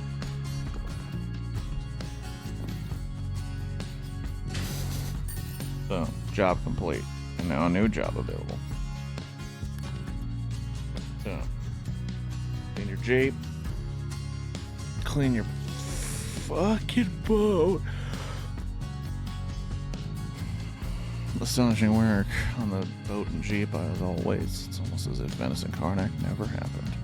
You really are quite the wonder with that thing, and your prudence is admirable. Thank you again. Oh, thank you. The maze. Thanks to you, preparation for my charity fundraiser is right on track with sudden renovation. Hit me. Partygoers are drawn to the hedge mazes like moths to flame walls. We've cut all back to manageable size. The contents are a bit filthy. Therefore, frankly, I prefer our guests have the highest bids of their sleeves, not mud and lichen.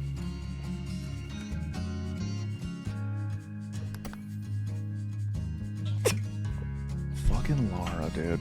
I gotta clean a fucking hedge maze. A hedge maze? If you go into a hedge maze, guess what? You might get dirty. That's just day one shit. How big is this thing? Oh my gosh, it's a literal hedge maze.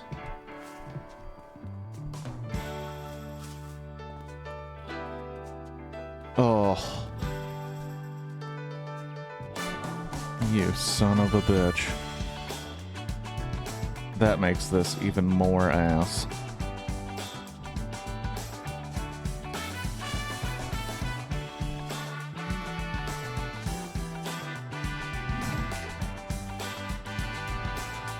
Okay, well, definitely gotta go down here.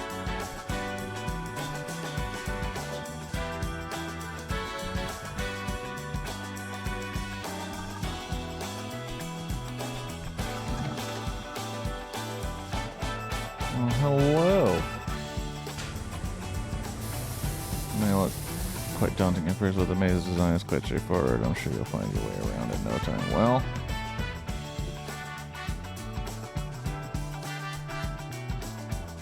this is ass. In a recess, you'll find a hatch on the ground leads to a hidden area in the middle of the maze. Oh, like I just got to.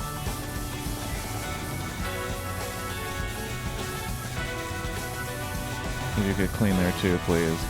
I'm sure it'll all get used come that night. Well, you know, yeah, sure.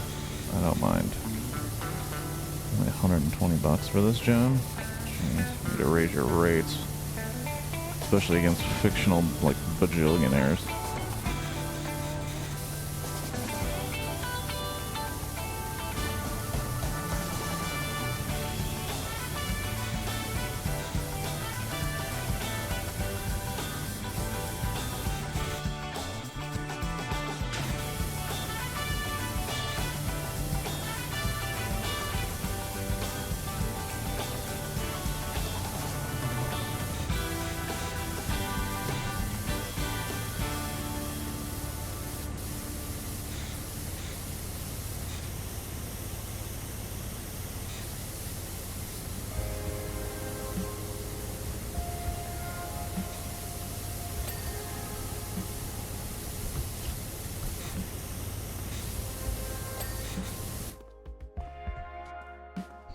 Do I have to leave this guy?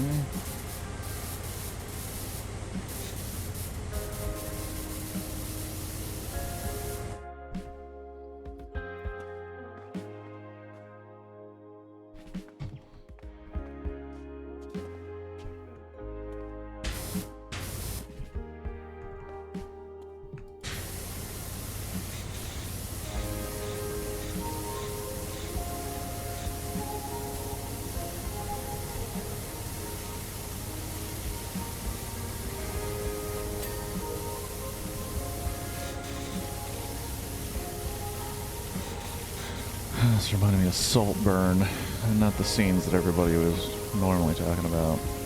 The kind of annoying ones. That involved a maze.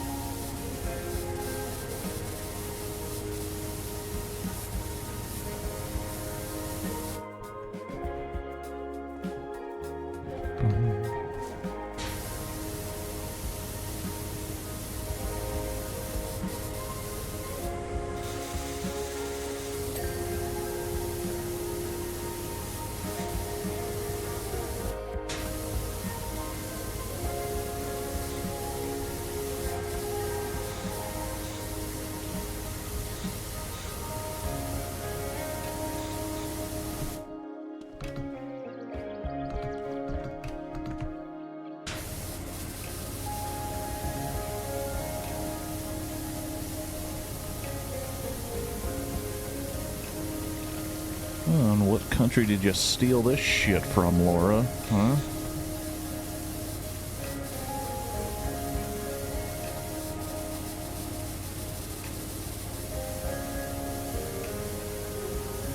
Oh man, I hope we can get this without having to get up there. Because I don't know how I'm going to.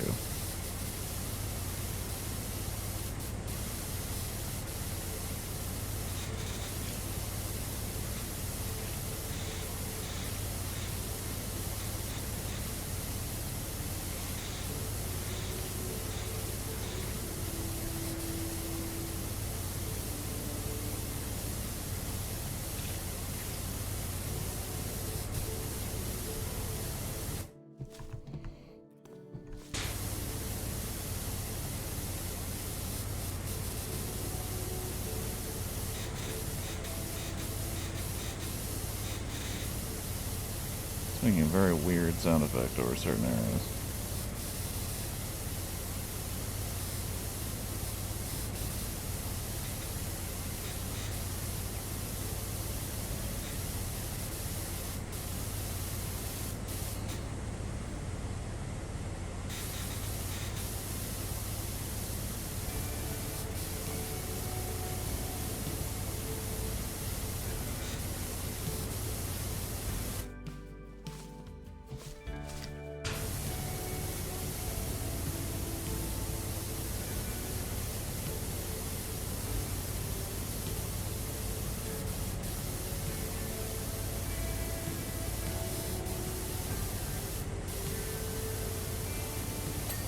There we go.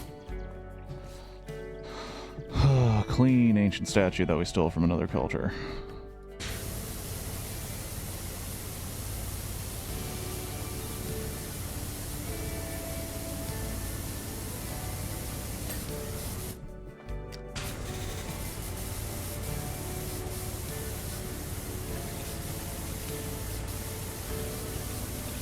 Holy shit, is this whole area like Fort?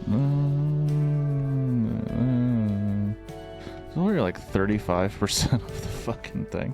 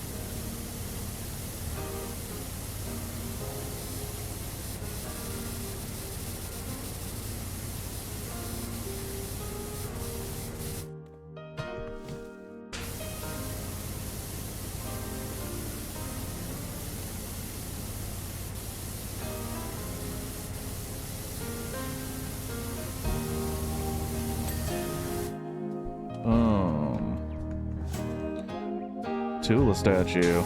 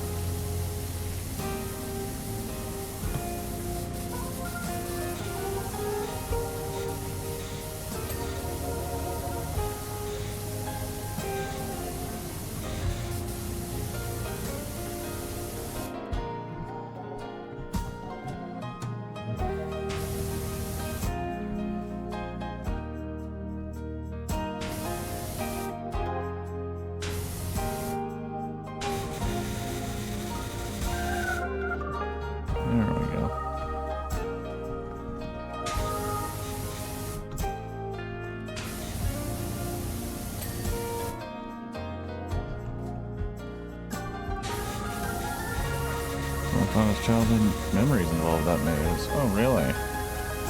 Please, tell me more. As you probably sit in your house sipping a drink while I'm out here cleaning up a part of the maze a lot of people probably won't even find. Oh, so child abuse.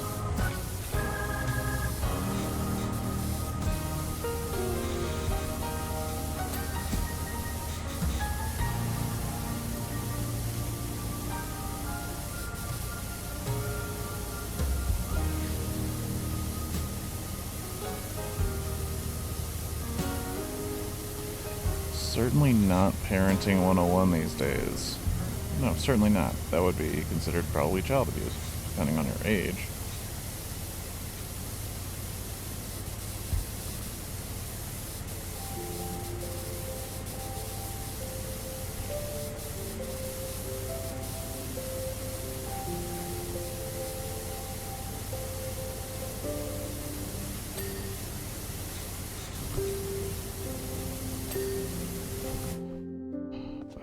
Okay.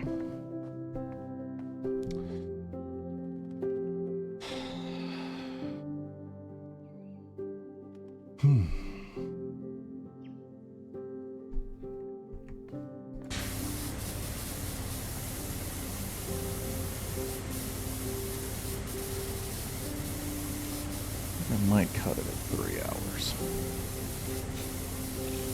Mostly because I got some things I would like to do today. Also because I'm surprisingly hungry. When I said I had a breakfast burrito, I had like half a breakfast burrito.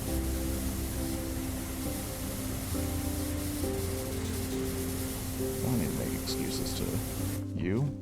You were not there. I don't think anyone's here for me to make excuses to. I'm making it to myself.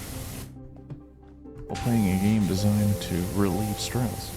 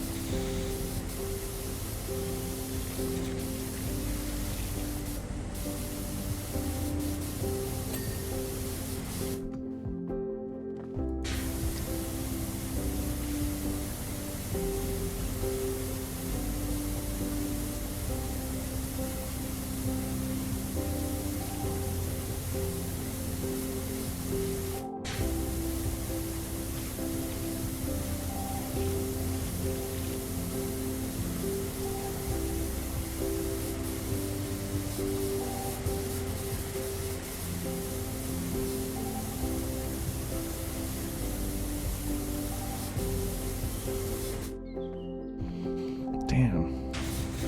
A very large portion of this level is just the center part, which seems kind of weird.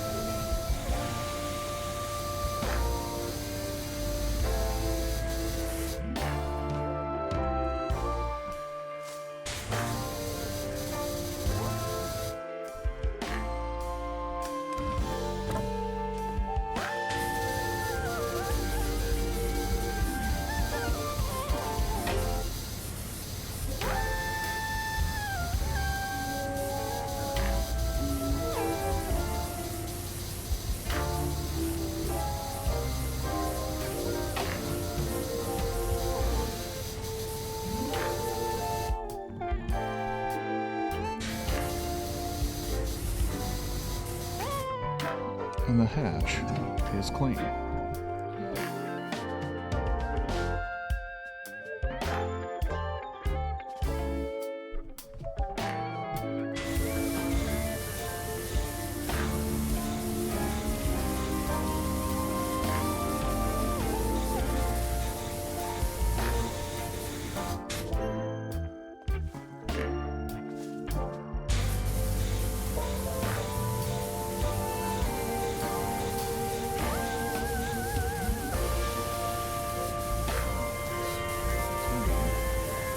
Close to 40% of the whole level is just in this section.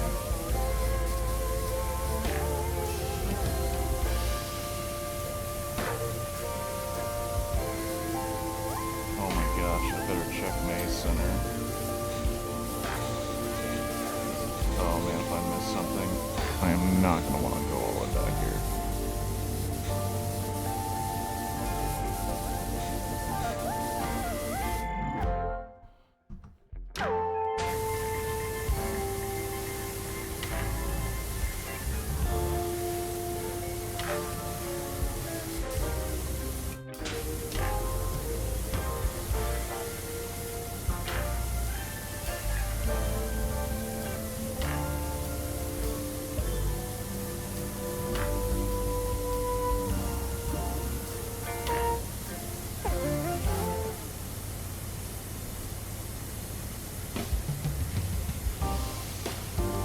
You know, many ancient labyrinths and mazes were devised by priests and mystics. Oh, wow, great.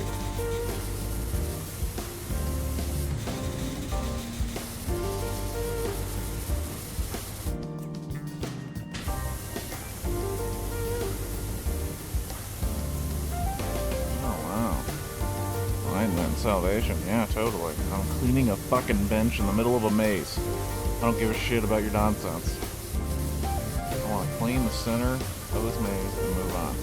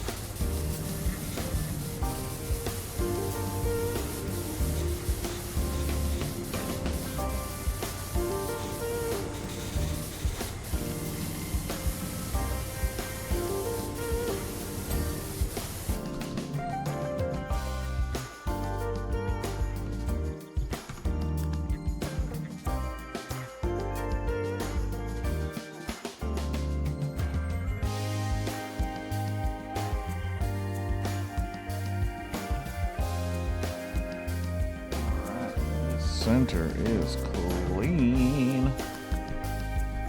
Hells yeah. I'm taking this with me.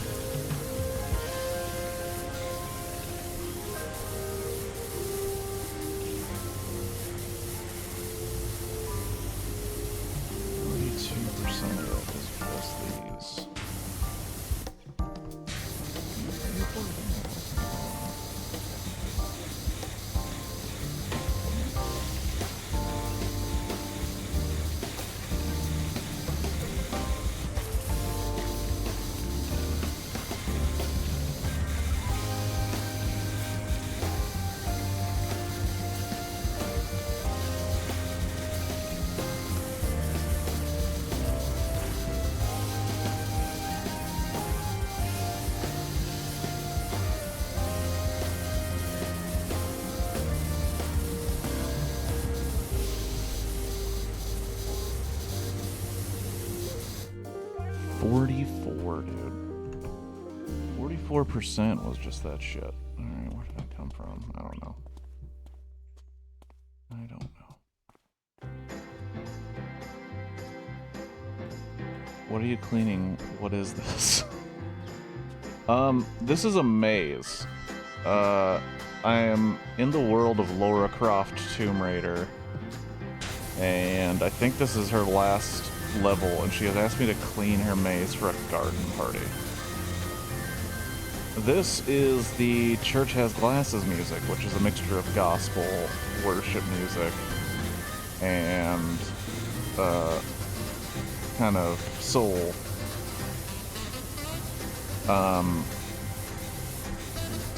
All unlicensed.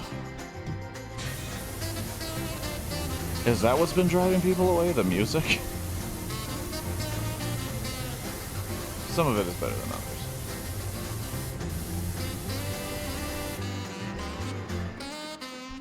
others. Mildly overpowering currently.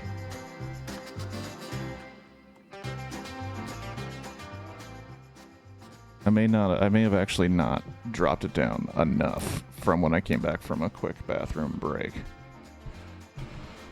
But hello, Kiwi. There we go. Yeah, I'm just out here, trying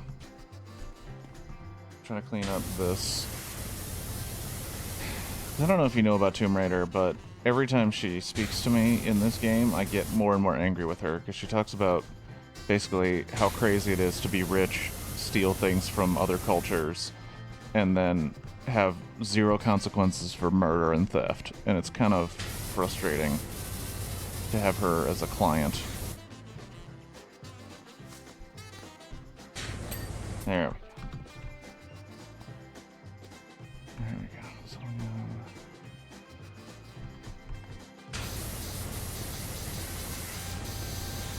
I was cleaning her obstacle course earlier, and she kept talking about, like, oh man, crazy adventures. It's like, what? Be like me, ignore the text in this game. But then you're missing out on all the lore. You're missing out on all that hard work the people who made PowerWash Simulator did.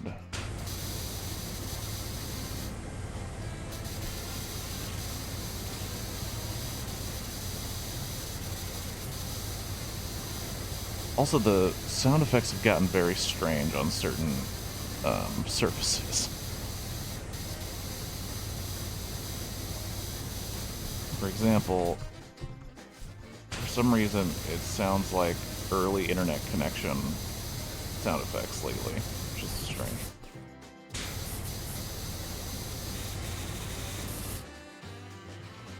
The water is also leveled high? The sound, you mean? Maybe. Now that I look at it, compared to my voice, it is a little bit high. That's what I'm missing with you gone, Kiwi. Quality control.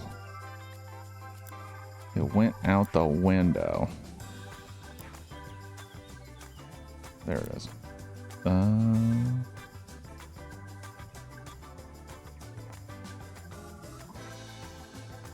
let's just turn up the reverb.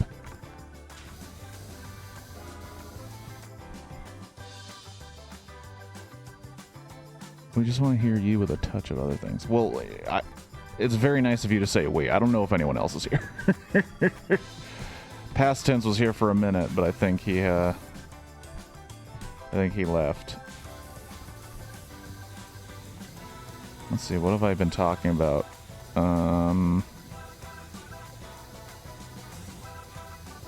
I ranted about the ignorance of certain Christian people, but that's... I feel like my entire life has become a critique of American Christian ignorance. Madam Web and how amazingly bad it is.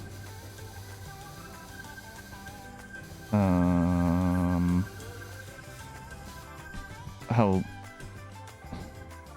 Do you remember when we didn't have that 3-spout spray head? Oh my gosh, we were basically peasants in a world of in a world of kings.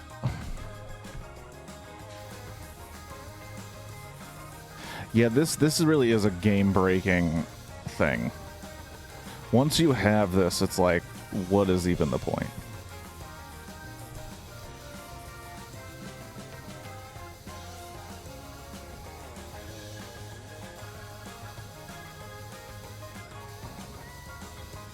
How was your Garmin sleep last night? According to it, which, I mean, obviously I got to give it more time and give it more data, but according to it, I only got...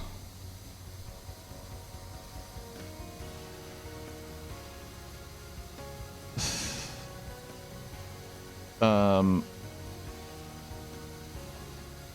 75. I only slept 6 hours and 13 minutes, but apparently I got into some real deep sleep, which I know is true because I had very weird, stressful dreams that made no sense.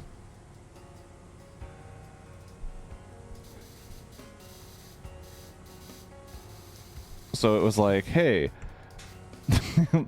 However, I did feel worse than I did yesterday waking up, but it's saying that I will feel better throughout the day. And you know, I mean, I gotta trust the system. I gotta trust the process. Garmin knows better than I do, apparently. Garmin is the truth, and I am just...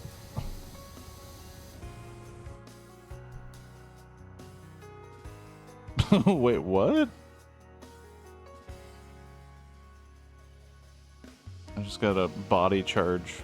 Body battery recharge, and I've been doing the same thing for several hours. I don't know what it's talking about.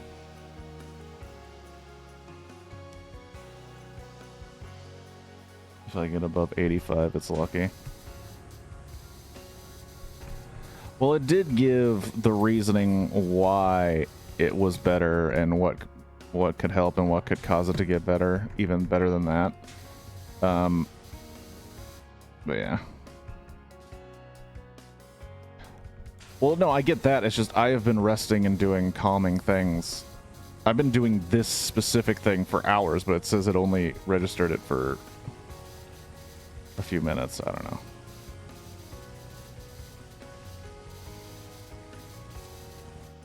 It takes a while to it takes a while to kick in to realize you're relaxing.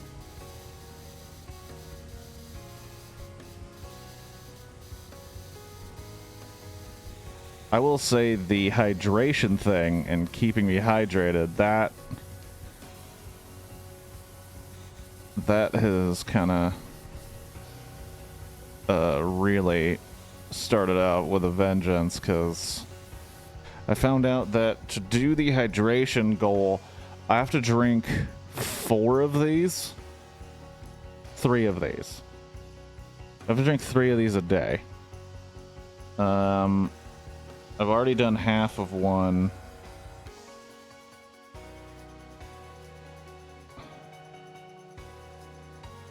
You can get a badge for lodging 64 ounces for 30 days. Holy shit.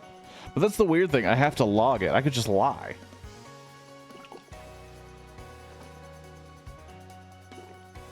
It's not something I would do.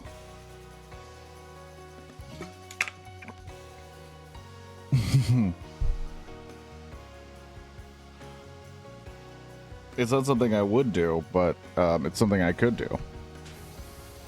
Look, I have integrity. That's why I'm trying to get a band that will accurately reflect when I'm walking on a walk pad by strapping this thing to my ankle, because I'm going to be using that walk pad because I realized how easy it is for me to continue to work while using it, and by God, I will be walking like a hobbit to Mordor. I guess there's a lot of climbing and other shit involved with that, but the point still stands. I will be walking.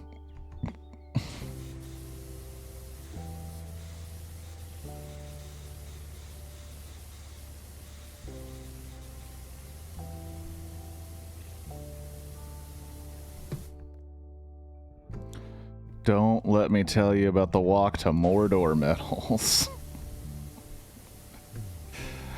Well, I know that there was an app that was designed to compare your walk to the walk to Mordor, and it was like, oh, but it costs money, and I was like, I'm not fucking paying for that shit. That's an actual thing. Conquer. That's the name of the app. Or that's the name of the badge.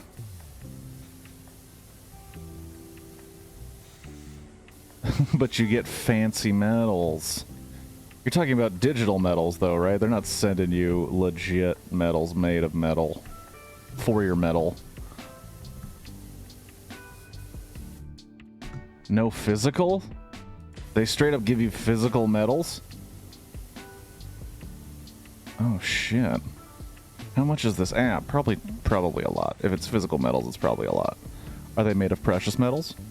Or just some cheap-ass fake bullshit?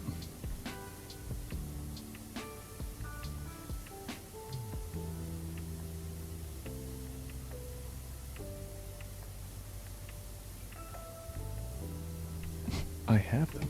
Physically.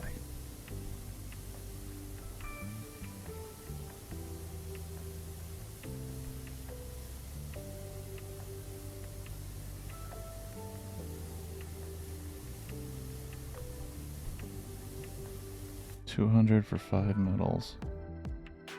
Slash channel. $200? 200 physical US currency?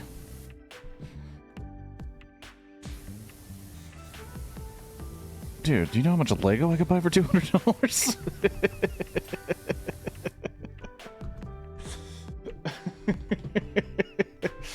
Alright, man.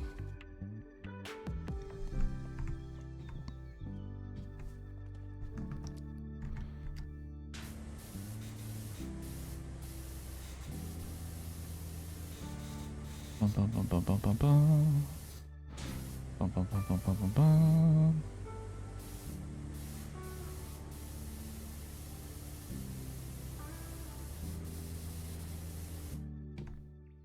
Okay. So we're doing the, we're looking for blue flower stuff. Blue flower, blue flower. Clean, clean, clean, clean, clean, clean, clean, clean, clean, clean, clean. Okay. All the blue flower stuff is done, so I don't have to worry about that. Cool.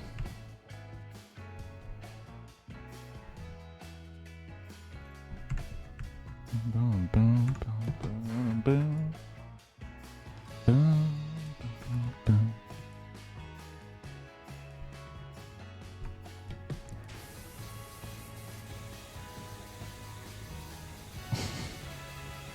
Are they like I don't know if you left at my shock at 200, but I'm very curious about these medals and the price.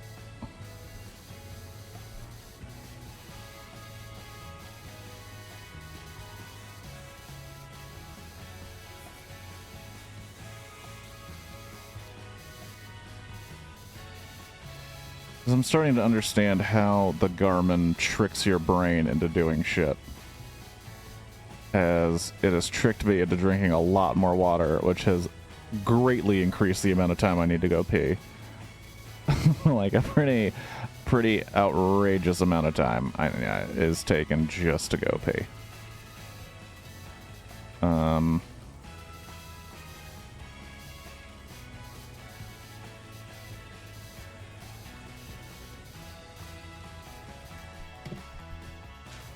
And I do enjoy the fact that I'm like, okay, you get a walking pad because I'm at my desk all day. I don't mind standing up. I don't mind walking around, but I do need to go to work. If I can combine those two things at the same time, that's just a win-win. And then like every 4 seconds on the Garmin, when it comes to telling me you should get up, you should get moving, it's always like, it's better to do this outside. You should really consider being outside. It's like, motherfucker, I don't need you commenting on my agoraphobia if I use that correctly. Don't think I did, but it's the early morn. It's about balance. Yeah, the body battery thing, which I assume I have to... I assume I have to,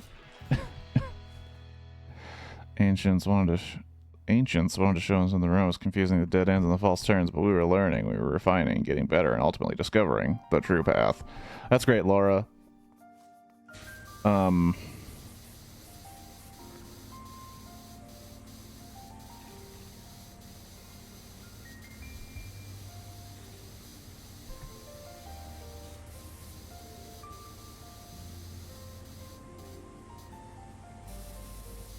Laura Croft.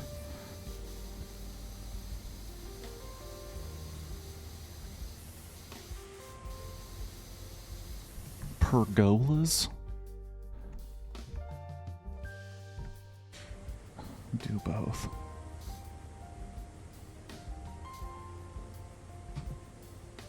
I'm also going to have to figure out what it considers calming. Because I did a lot of stuff that I would consider calming yesterday, and it did not register as calming things. Which is making me wonder. It's like, does what I enjoy actually count as calming? I can see how some of it does not, but other parts I'm like, no, that makes sense. Or do I just create the non-calming effect of the things I like to do with my own brain? All philosophical thoughts as I clean digital pergolas. If I'm saying that word correctly? Pergolas?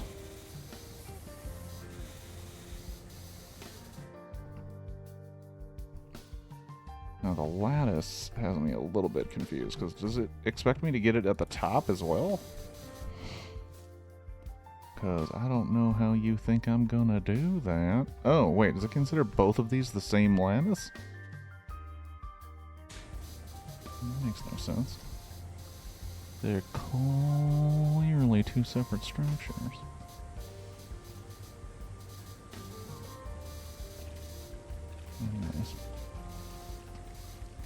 Anyways. How is the thing that you're working on, Kiwi, if you want to discuss it or not?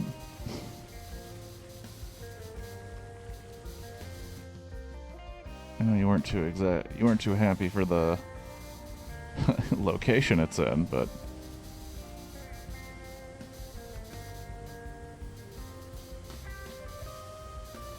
okay. Alright.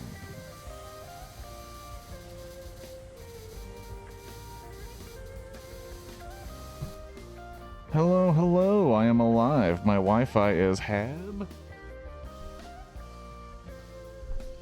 It's HAB. Is that a new thing? Is that what the kids are saying? Because as you know, I'm not keeping up with the kids. Bad. Okay. That I understand. What's happening, Clip Clap? How are you? It has been indeed a minute. But I hope you are doing well, sir. Regarding battery, lower heart rate, and HRV.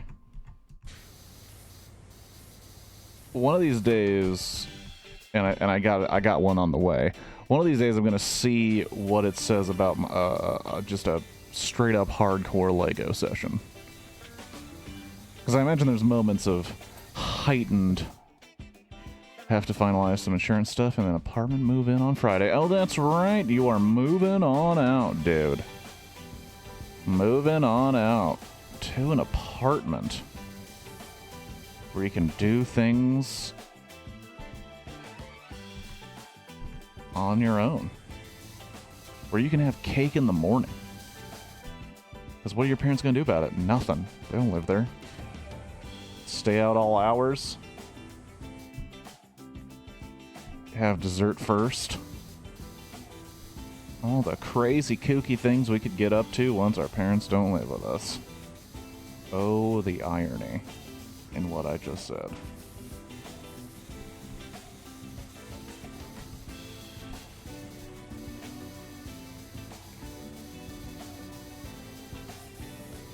What's the first thing you're gonna do, Clip Clap? What's the first crazy kooky thing? I just want to sleep. You know what? That's fair. That's fair. I feel like that even now. All I want to do is sleep. Productive, deep REM sleep. Preferably with dreams that don't star aliens, Pete Holmes, an intense store. My dreams last night were nuts. I'm not going to talk about them because talking about dreams is kind of a waste of time. But I just have to say, my dreams last night were fucking weird. Unpack, then pack for a trip, unpack again, and then maybe adopt a dog. Pack, unpack, repack, dog. No.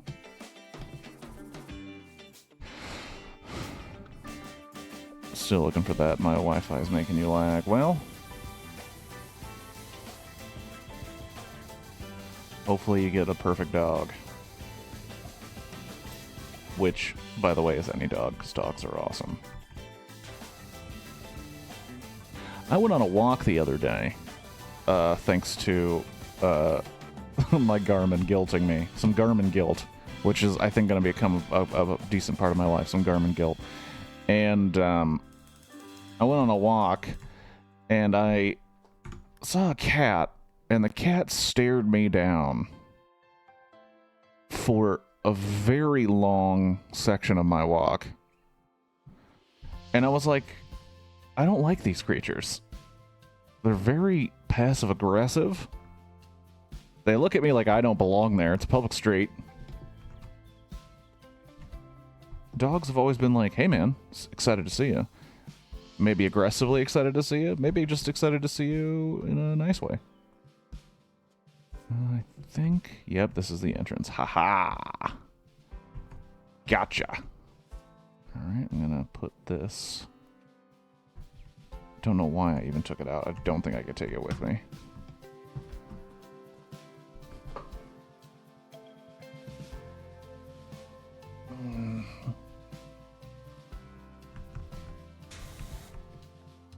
My sister's cat is pooping in the bed now. You mean like... Do you mean they're actively pooping in the bed right now as you wrote that? Or that's just become a habit that is annoying? Both would be funny in different ways. Not right now. Okay. But the cat has begun pooping in the bed. I saw my dog, who is currently staying with my brother, for a little while. Not for any super important reason. But one thing my dog did was it threw up on a bed. And I saw it. His name is Pablo.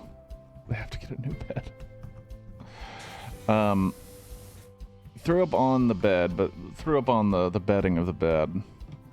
And I saw it from where I was doing my work. Because I work from home. I saw it, and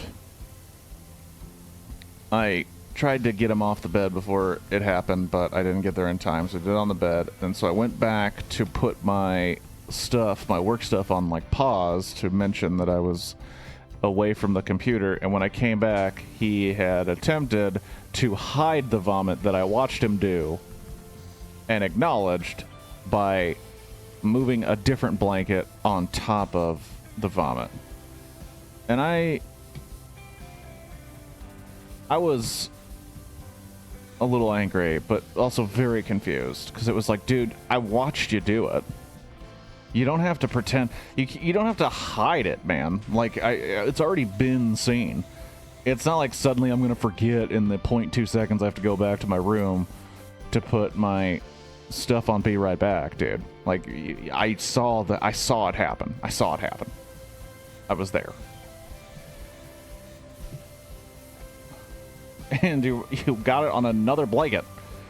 You got another blanket for no reason. There's no reason to include another blanket in this situation, and you did.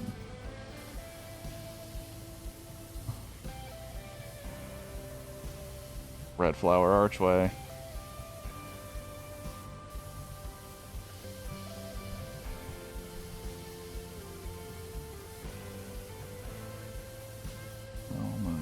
Yes.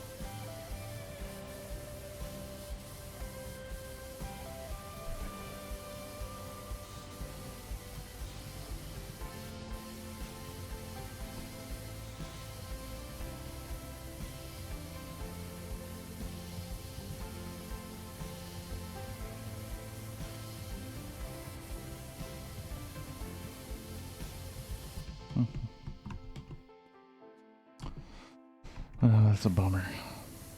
They have to get they have to get a whole new bed just because of the poo? It didn't affect just the sheets, it also affected the bed itself. The integrity of the bed was also...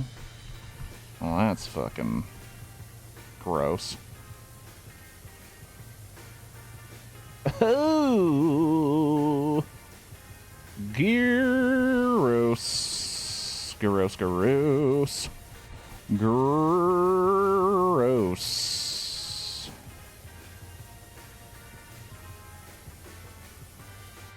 I think my sis said he pooped in the bed when her boyfriend's mom was sleeping in it.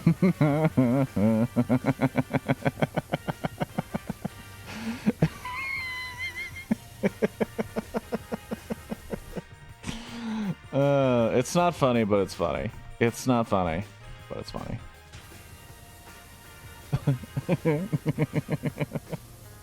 Honestly, if someone was sleeping in my bed, maybe I'd poop on them too. You know, some brutal honesty. Nothing really says, hey, that's my bed, like defecating on them. Nothing quite says, hey, I don't know if you got the memo. This is my bed. In fact, it's so much my bed, I'm gonna poop in it. You know, you might think that's counterintuitive, because you don't sleep and poop. But it's more of a power thing. It's hard to explain.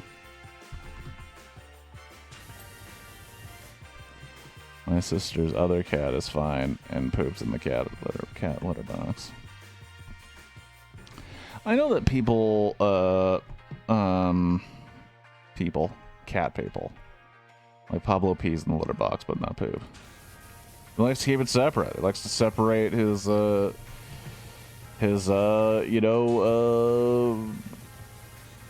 excretions. I don't know. I can't think of a better word. He likes to keep them separate. You know, this is where I pee. This is where I poo.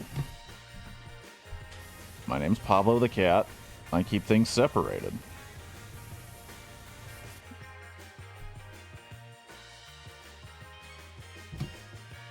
I had to allow your rote clap because apparently piece of shit is over the line. I thought it would only capture slurs and real bullying, but it also goes after POS. Oh no, I don't care. That's the auto mod. The auto mod worried about you. Thinks you're a bully. It captures puns as well. Honestly, if it was my bed, I'd put shit on him too.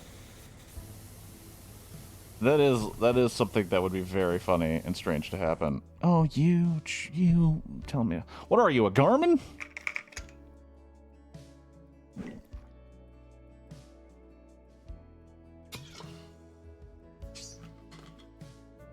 Oh, damn.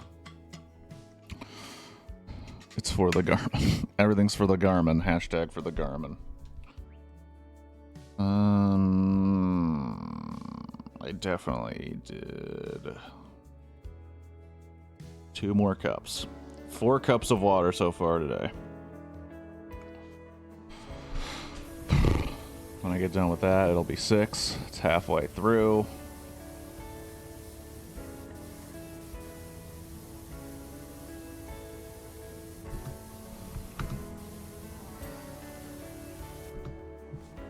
Water math. It's made me think that I need to get one of those water bottles that just has the amount on the side, because the anxiety of me guessing where I'm at inside that opaque water thing is it's unnecessary. I don't need it in my life. I usually do. I usually do.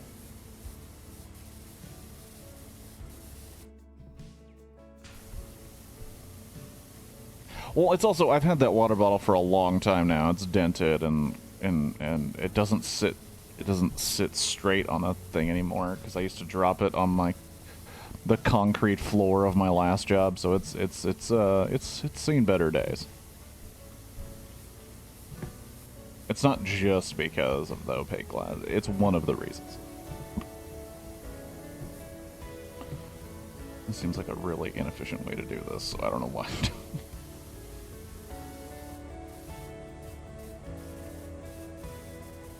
Armillary.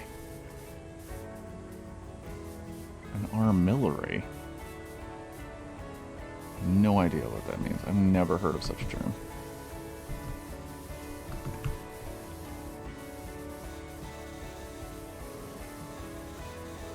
And not to get too disgusting, I'm still on the pooping on somebody in your bed bit because it seems like a sketch that'd be really funny. Just somebody, like, super pissed off coming into a room. Did you shit on me while I was asleep? Yeah, I did. Why? You're in my bed. Uh-huh. That's my bed. That's where I sleep. Okay. Yeah, so I taught you a lesson. Don't sleep in my bed.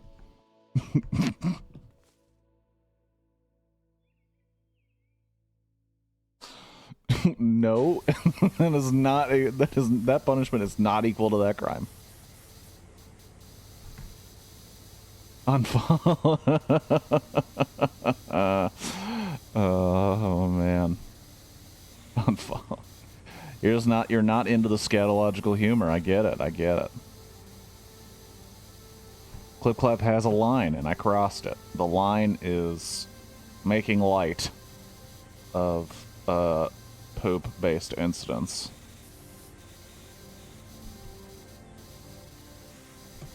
No poop humor. We would never. When Kirk has glasses, technically Church has glasses because it's Sunday, we would never. Poop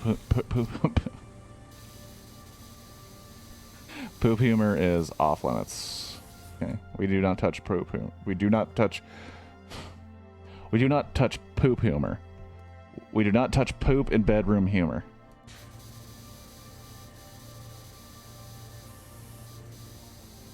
They can't even invite people over because of the cat. What, the cat poops on them?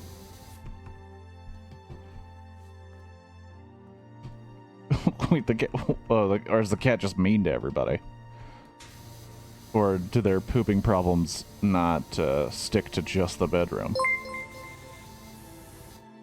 Oh, I made it in time for poop jokes. That's right, Shadow. Thank you for resubscribing to the all poop humor of Church Has Glasses. Oh, that was that guest bedroom too? Oh, that's a kick in the butt. To catch you up, Shadow, Clip Clap's sister has a cat who shat on her bed. And it turns out it was the guest bedroom, and they had to replace the bed because that's how bad it was. And we've been talking about, thanks to Kiwi, we've been talking about the merits of defecating on a bed as revenge for sleeping on it if it was indeed your bed that someone else slept in.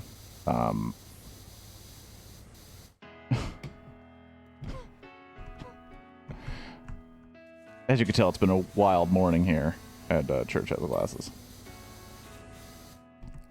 Cat pooped like 4 times? Wow. What'd they feed that cat? We need to start talking about the cat's diet. You may feel lost, but you're only ever 1 or 2 decisions away from a way out. There's only so many times you could wash a bed. True.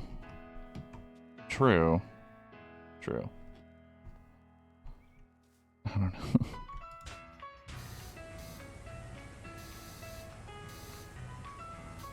Get a waterproof mattress protector. I mean, that is one way. I'm just curious, you know, because it's all animal psychology, and I don't know anything about cats. They always seem like sociopaths to me. They make widely durable ones because people are weird. Well, there's some people that, you know, they like to introduce things that might ruin your bed, but enhance their experiences in the bedroom, you know, and we don't want to judge them. We just do not, you know, if you do not want to participate, you make it clear that you do not want to participate in such things, like, you know, and but you are right, you got to keep the bed protected.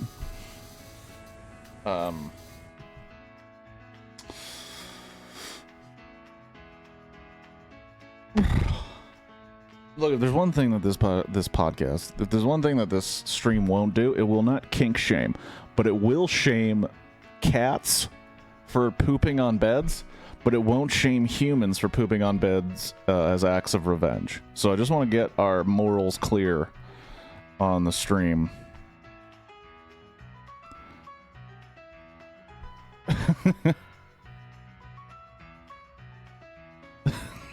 Shadow subscribes for the poop shaming of cats. Oh, man. I never had a cat or dog in this conversation. That's exactly why. Oh,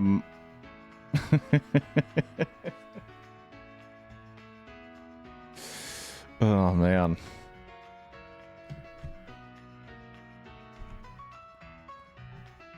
It's abnormal for them to poop in beds. Don't worry, Shadow. I also love the idea of just a shirt for the stream, and it says, "Look, poop is not for bed unless it's poop is not for beds unless it's for revenge." And you're human. Okay, we got this little section here, and we got this guy.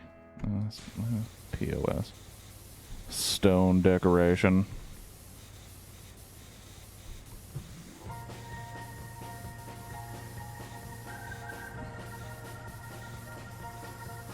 Well, I'd say it's abnormal for them to do it in beds, but if they get sick or if something is wrong, sometimes it does happen. Owning an animal, you know, you are inviting the potential for pretty disgusting situations. But it also brings usually unconditional love and perhaps vermin hunting and protection and detection. Unless you get a lazy-ass dog like the dogs I've had. They don't do shit. Pooping in bed has reminded me of Train Spotting. Now I want to see a version.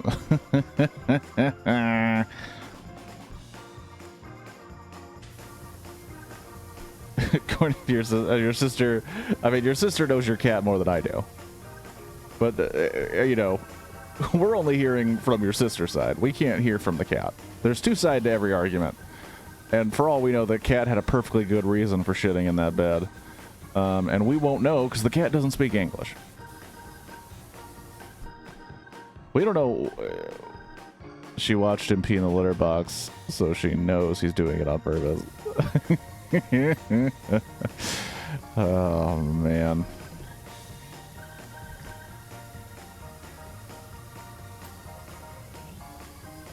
Ewan McGregor. Train spotting with cats. Oh my gosh, train spotting with cats. Ewan McGregor. Just sinking 3-pointers over here, Shadow.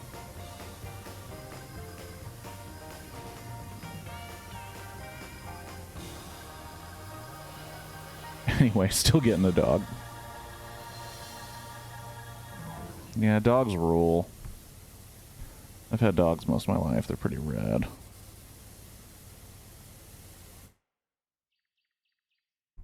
Dogs are peas vindictive? Ooh, carpeting. Well, you gotta be on the lookout. You gotta train well. You gotta probably get some carpet cleaner no matter what. Dogs are less vindictive. They're still vindictive. Don't get us wrong. Dogs will act in petty revenge, but just not as often as cats.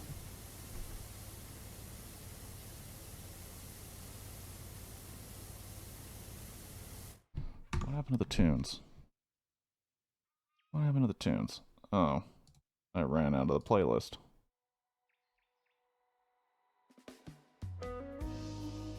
I've had guinea pigs. Their poop is more manageable.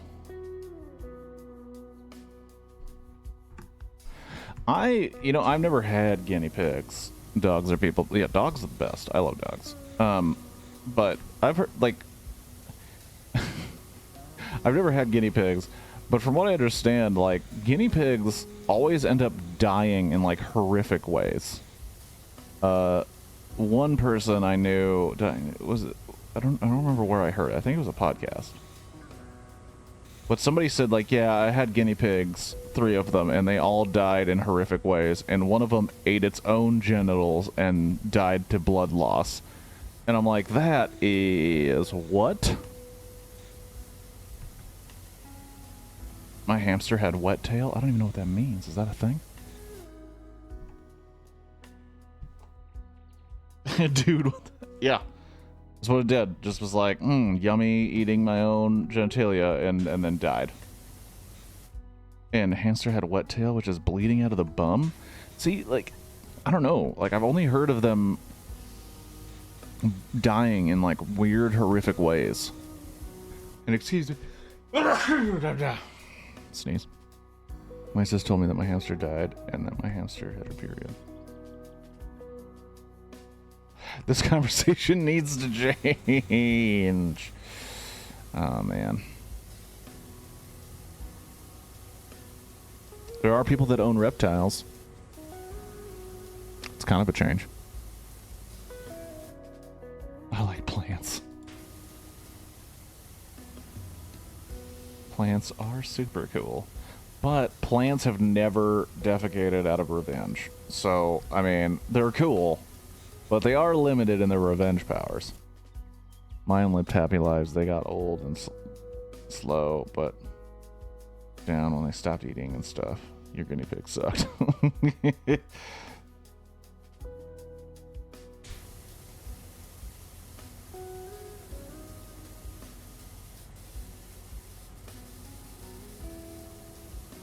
Yeah, I've never been a big plant dude unless they're plastic and made of Lego, which is not real plants.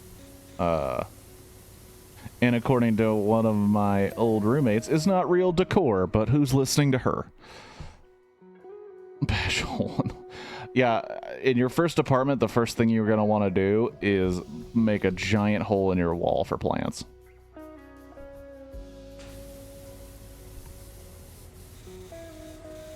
Oh my gosh, Minnesota winters. Minnesota winters, that'll do it to you.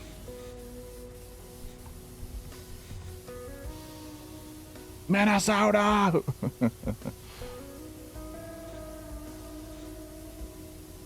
Not so Minnesota.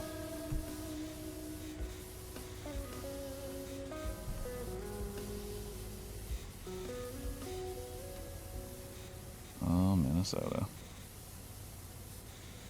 Went 3 months with no water in a basement, so I felt bad for it. Placed it outside, and now it kills my other plants. Holy shit.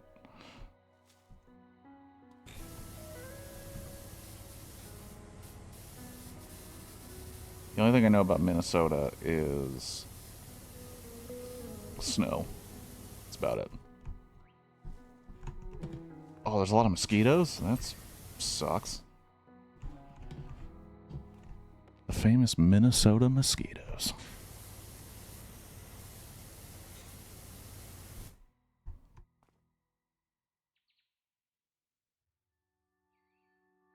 Mosquito. The state bird of Minnesota. Large mosquitoes.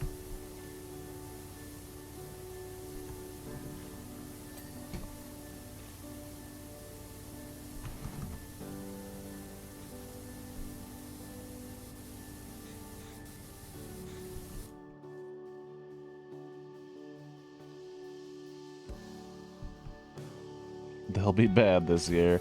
The Minnesota, they just know. They know they're mosquitoes. They know they're skeeters. if you will.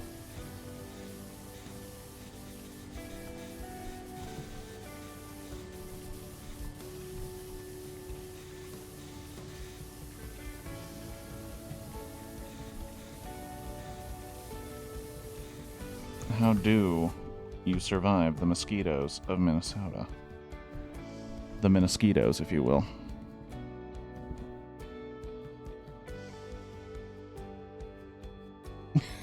Click, click. You just don't. You enjoy being eaten alive by demon insects. Bug spray doesn't work.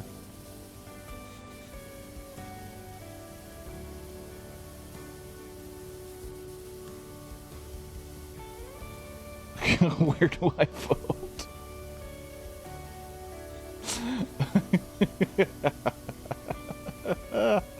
I imagine you going into a government building, Kiwi. Excuse me, I'm here to give my voice to the pellet dropping of mosquito death. I'm here to get that started for my current home in Minnesota. I'd like to get that on the ballot. I'd like to start that up as soon as possible.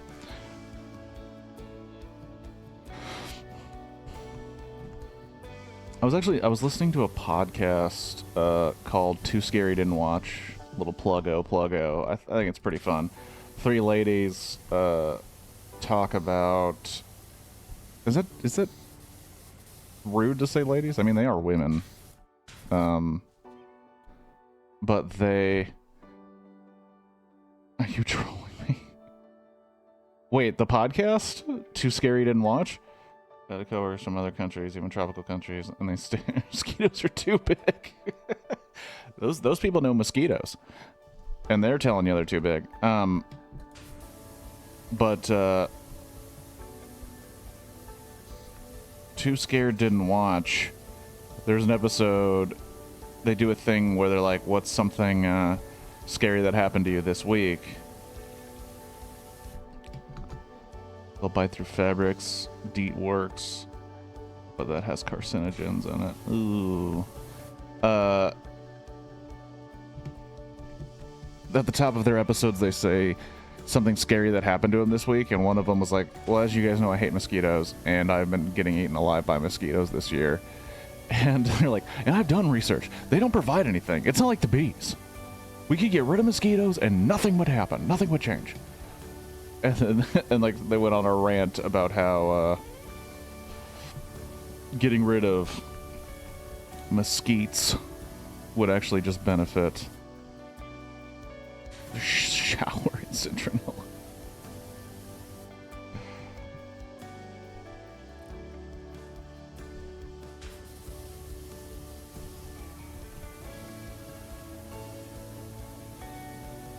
I knew a dude.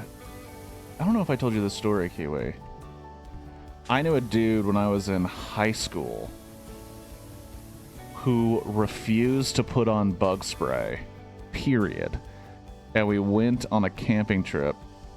Clip Clap became my official Minnesota survival mentor. We need to get you a badge.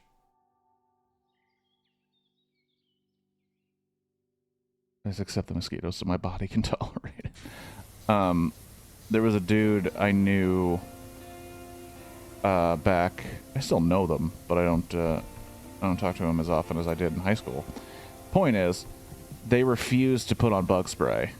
They just refuse, flat out refuse. And we went on a camping trip with the church. Pet frog, not a bad idea.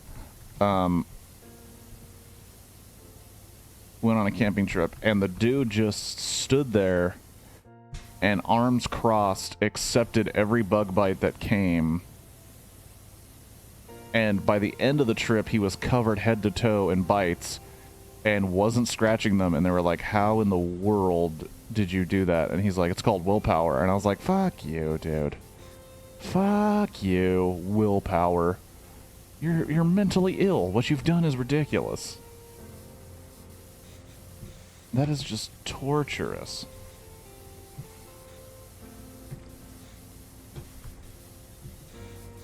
There we go. I guess I'm mentally ill, man. Oh, you don't put anything on your skin at all? You just let it happen? I thought you just accept that a bite or two is going to happen despite your efforts. You just don't do anything? And you don't scratch? You're crazy, Clip Clap. You're crazy. It sounds like you're ready for the job of Minnesota survival mentor. It was an adult. It was not a kid. It was an adult watching the kids. That's what was also crazy.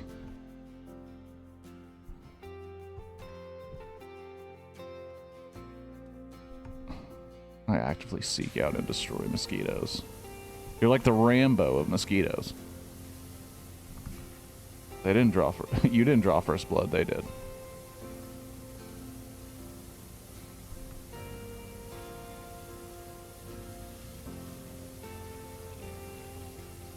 Oh, bug spray can kill frogs. Oh, that's a bummer.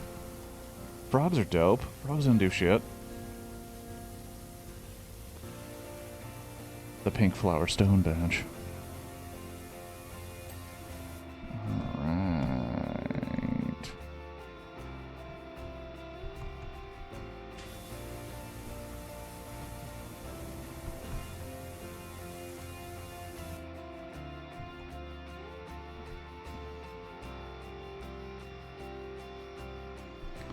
Oh, jeez. That's a bummer and a half.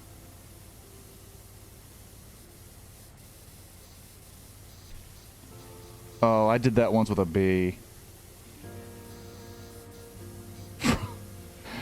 They're very brand aware, and they're slight alcoholics, frogs.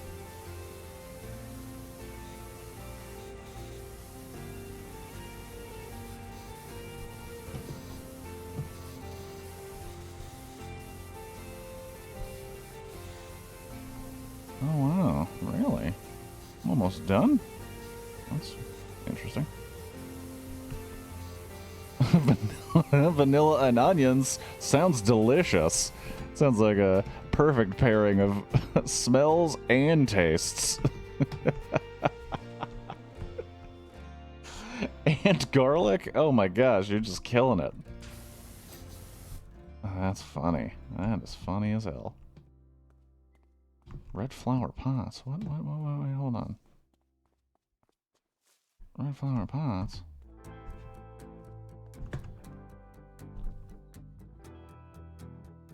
Cover yourself with sage to ward off ghosts.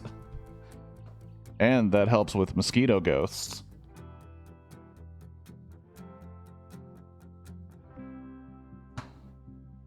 Essential oils.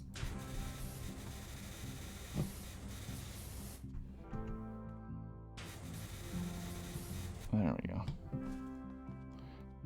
Literally essential oils. Hold on, one.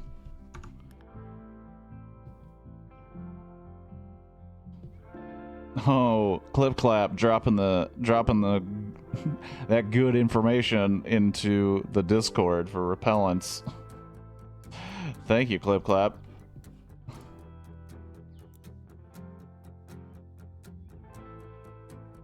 Let's patent sage garlic spray with DEET. We'll be millionaires.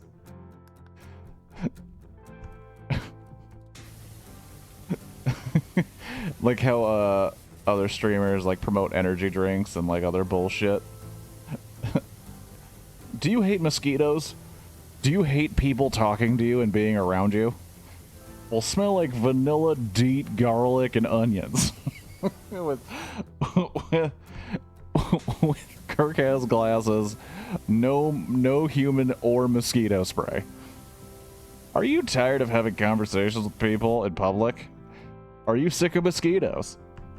Smell like the worst possible combination of things. Just don't leave the house. Kirk has glasses. Don't leave the house.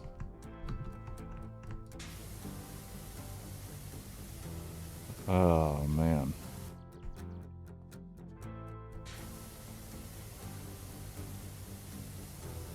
Long sleeves with 100 degrees. Holy shit. It's a sweaty day, man.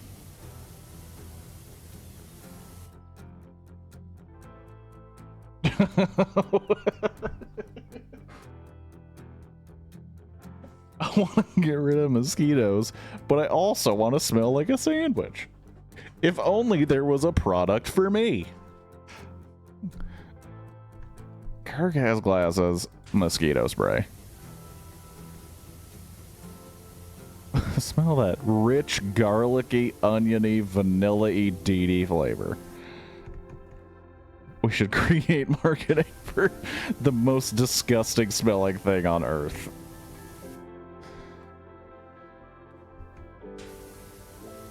The gnats are bad as well.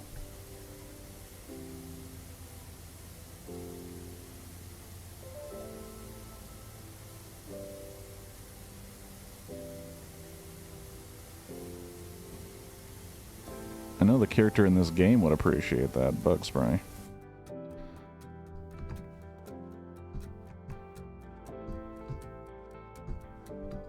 Flame. This is when we find out Clip Clap's like, oh yeah, every Minnesota native has a flamethrower. It's essential owning.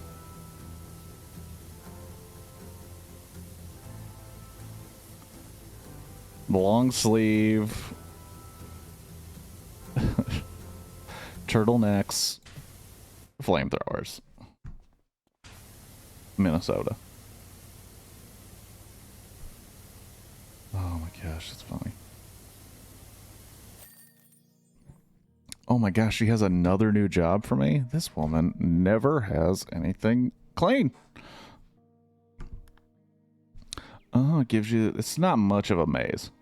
So I found that secret place first thing. I think it was supposed to be like, oh, you think like, where's all the rest of the stuff? Just wear peppermint? Just wear peppermint. I'm gonna smell minty fresh. BRB, you gotta get some peppermint. I've had a good look around the hedge maze, and I have to say, it looks fantastic.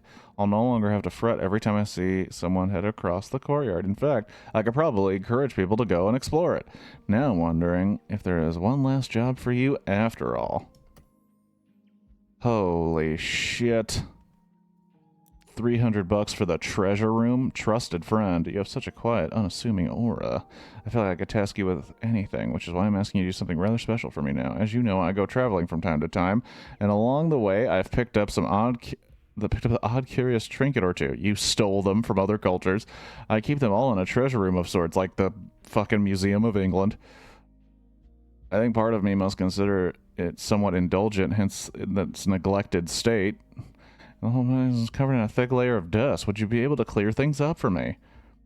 This room is dope. Well, we've got the dope room confirmation from Shadow. I thought I was only going to do 3 hours today. How wrong I was.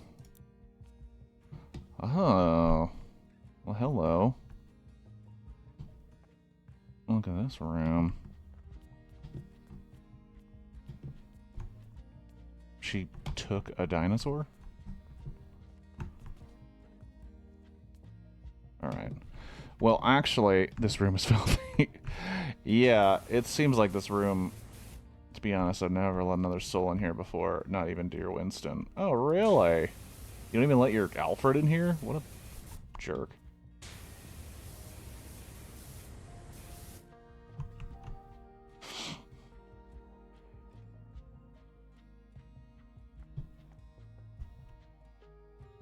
I know he's tried. I've seen scratch marks on the upstairs vents. Power wash. Yeah, I'm sure I would destroy some of her shit if I were to power wash this room.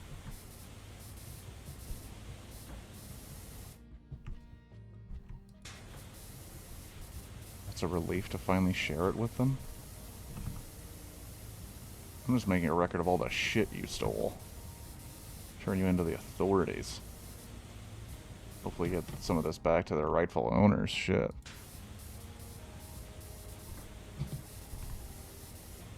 Alright, actually, with Clip Clap.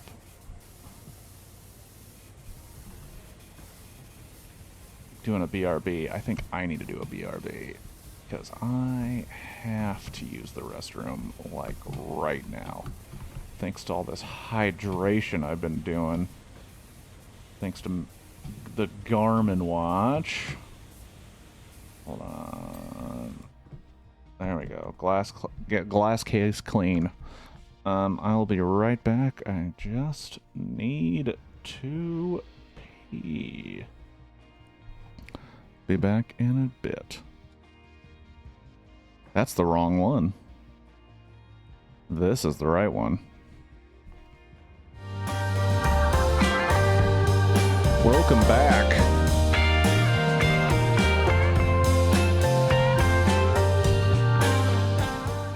To power washing and mosquito prevention tips. Or Venus flytraps, what they grow in the wetlands of Carolinas. Power washing and plants. Oh man. I know this is a cool room, but I have a feeling it's going to take forever, dude. I'm not sure exactly where to start. Damn, like, that's why this place is so dirty. PowerWash Simulator should have a horror aspect to it. Like, oh my gosh, just how dirty can this place get? Or, what do you mean?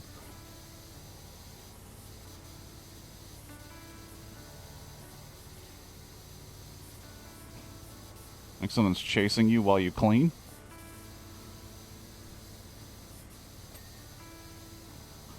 Oh, that's not a bad idea. I know there was a game that I tried to play that's kind of like this. The reason I never suggested it to you, Kiwi, after playing this is because that game also does some bullshit. Viscera Cleanup Detail. I don't know if anyone's heard of that.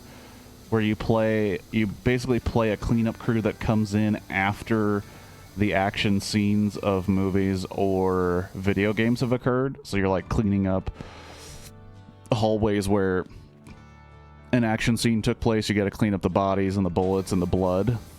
Or like they did Halloween DLC where you clean up the house after a slasher movie. And that kind of does that. That has that aspect to it where you get extra points in the level if you properly guess what happened to all of the characters in the level by their body parts and their what it looks like around them, basically.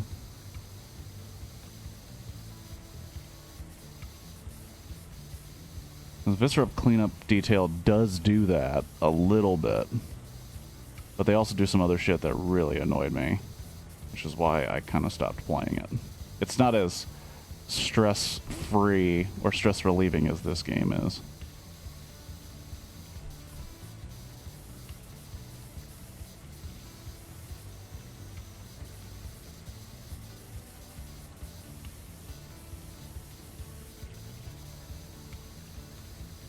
I remember that game, there was specifically a sci-fi level where, because you have an incinerator to put the bodies into, and they put the incinerator on the ceiling because the room could be made zero gravity. But the second you make it zero gravity, all the stuff you have obviously starts moving, and the body parts will leave stains.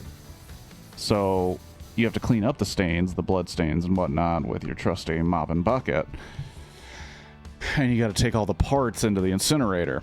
But if you clean up an area that's zero gravity and you put all the body parts into a box and then the incinerator is on the ceiling, you have to turn off the gravity and try and maneuver the body parts into the incinerator when you have no gravity. They then come out of the box and then touch everything on the walls, and then you happen to lose where one of the body parts is and it falls from the ceiling when you turn the gravity back on, and then you just get frustrated because you spent hours cleaning and now it looks like shit again.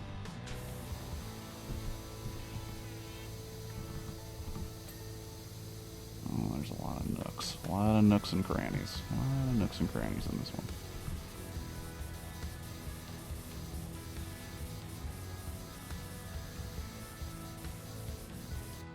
I do not know if I'm going to do this today. Seems like a whole lot.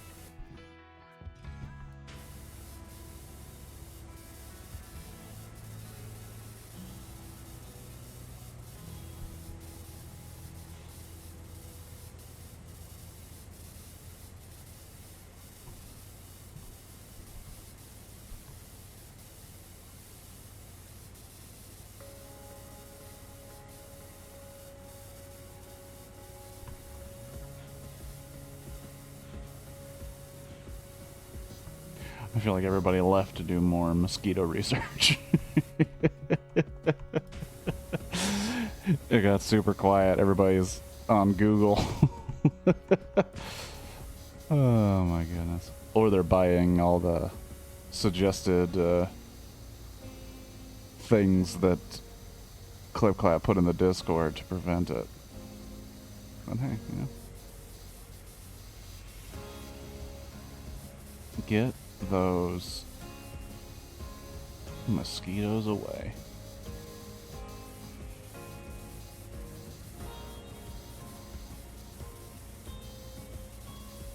Oh, is that a show based on Friday the 13th? Not Friday the 13th, I'm sorry.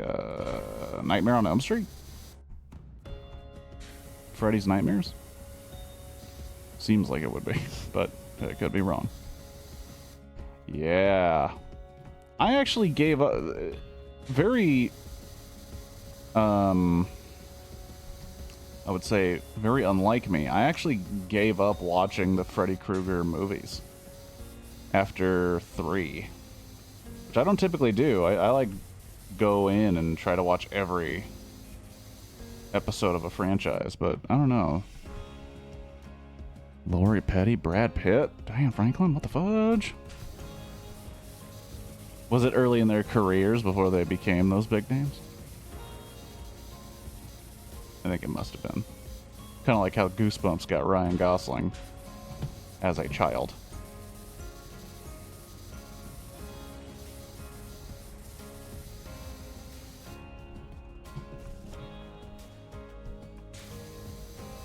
Oh my gosh, the nook and cranny. Yeah, I had watched all of the Friday the 13th, and I wanted to watch all of the Freddys before watching Freddy vs. Jason, because you know what? I do research. Okay, I don't just show up to movies that have had dozens of movies of lore. I do the work. But after going through 3 Freddy Krueger movies, actually 4, because I did do New Nightmare, I was like, I'm good. I'm good.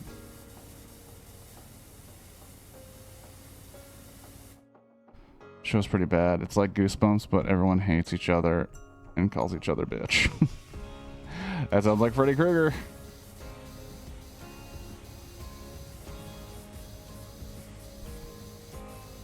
Yeah, the Freddy Krueger thing, man.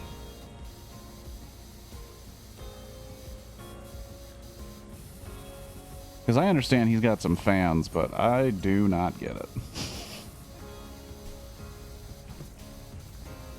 Jason Voorhees, I kind of get. He's just an unstoppable, unfeeling monster.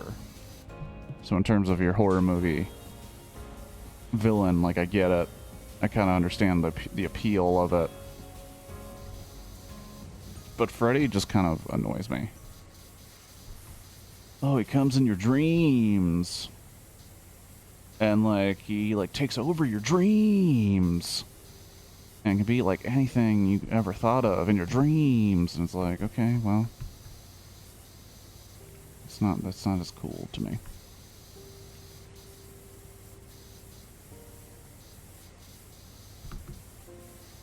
Oh, that's a bummer. No offense to, what's his name? England? Robert England? He's no Rod Serling.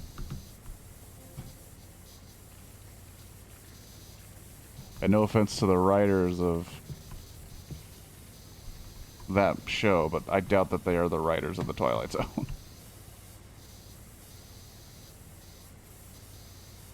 My gosh, there's just little nooks and crannies missed everywhere.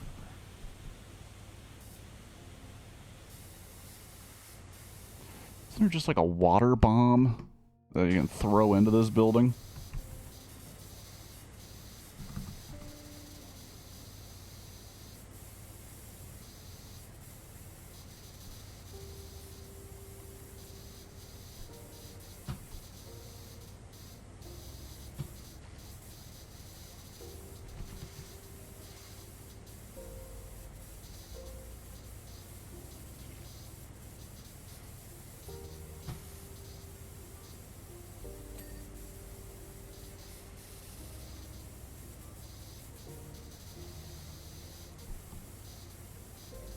Mm-hmm.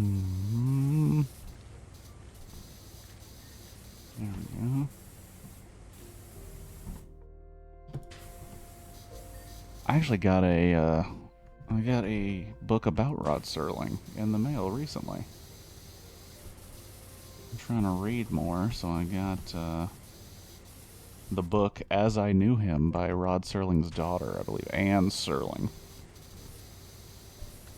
It has some pretty dope reviews, and I had heard they were going to make a movie based on it, which I would have been very interested in seeing, but since I don't think that's actually happening anymore, I guess I gotta read the book. Like a nerd who reads.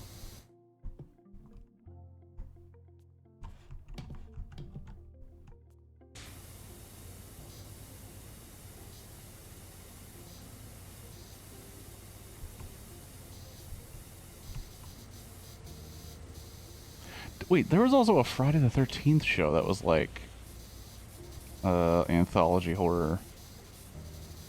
I'm pretty sure. Because I remembered seeing it like in a Blu-ray pack. And it was like, there was a Friday the 13th show, and then it said like, oh, anthology series. And I'm like, why? You just slap a name on, a different name on a bad Twilight Zone ripoff. That doesn't seem like the best idea.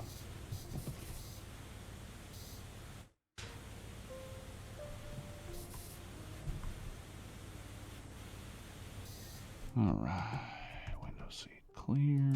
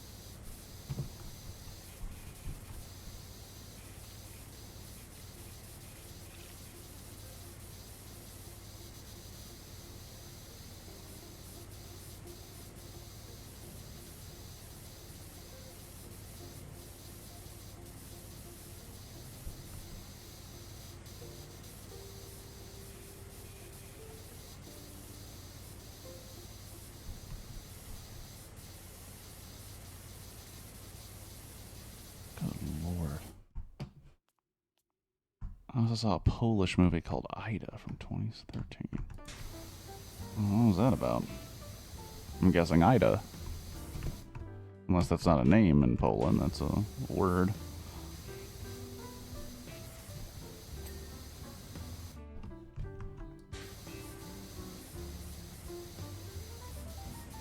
This is where I find out it's like the most important Polish movie ever made. Incredibly insensitive to even ask. very important to Polish history and peoples.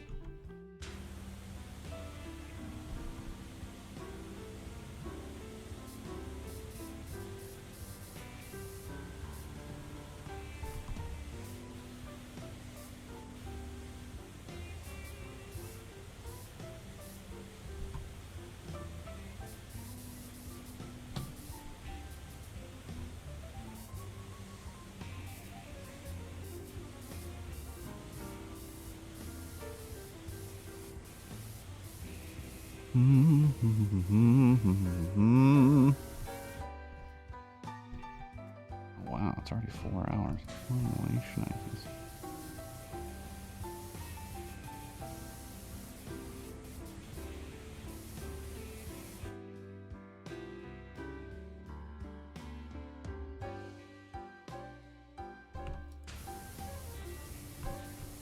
And you can't be a nun if you have ants? And her aunt tells her she's Jewish. Oh, well, that could be a problem.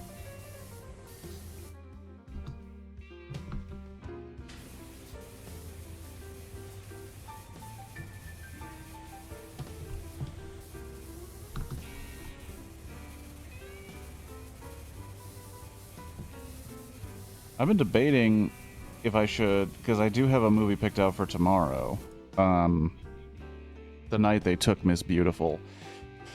And this was planned weeks ago. And I didn't even really think about Memorial Day. So they go and find out what happened to her parents. Oh, it's probably sounds like a decent movie. And I was like, should I change the movie for today or tomorrow because it's Memorial Day? And as I started thinking about that, I was like, no. Not because I don't want to do something for Memorial Day. It's honestly because I don't want to have to look for a veteran / dead veteran type of public domain movie for tomorrow. When I think The Night They Took Miss Beautiful will be fine, and nobody who comes to my stream will be offended that I didn't plan specific programming for Memorial Day. I mean, we'll see. we'll see if people, if the 3 people that were here, maybe they'll show up to the stream and maybe they'll have an opinion on it. Maybe Shadow does, but I was like, I mean, I've never really observed any other holidays or any other things too hard. I kind of just did whatever I wanted to on the day that there was a stream. So I think the night they took Miss Beautiful will be fine as the stream that happens on Memorial Day. And that is what is happening tomorrow at 7 p.m. Pacific time. The Night They Took Miss Beautiful. A TV movie, I believe, about a mob plan to kidnap contestants of a beauty contest, I think for ransom. Doesn't seem like a great idea on paper, but we'll see how it ends up at Kirk Has Glasses tomorrow night. In terms of next week, I think she's no longer here, but I think Kiwi will be back for Baldur's Gate next week. I'm not 100% sure. I know that she also has plans the following weeks, but I think this week coming up is free. So we'll see. No, not next week. Is it the week after that? I'll be at a wedding.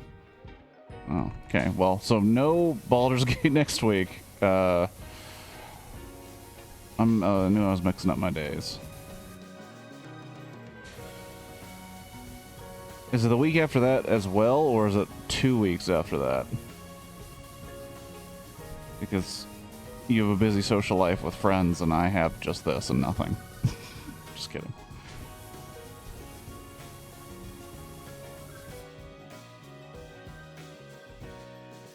Hijack tomorrow evening.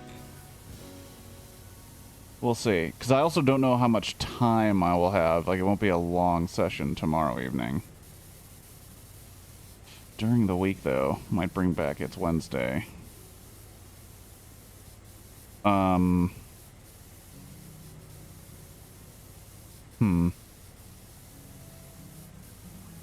do have stuff for tomorrow, all the way until tomorrow afternoon. I don't know. We'll work it out.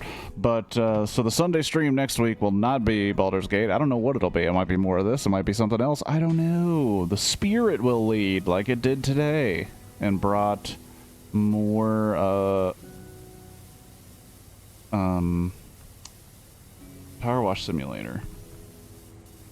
Which, it's been a while since I did PowerWash Simulator, at least on stream, as far as I can remember. But it is a very relaxing game. I almost lulled myself to sleep with my own words in the game. So yeah. Also, something to think about. I brought cat pooping on beds and plants. That's true. That's what it did bring. I thought you said I brought it. Like, well, no. Your cat brought it, the poop, to the bed. You brought the story, and plants stories as well. But something to think about. It's a long way off. Let's start with the elephant in the room, which in this case is a dinosaur. Laura, why has everything got to be about you? I'm talking about the stream. I'm talking about stuff. The lag is bad. Well, yes, it is real. This is a real dinosaur? You want me to believe this is a real dinosaur, Laura? The real dinosaur covered in dirt?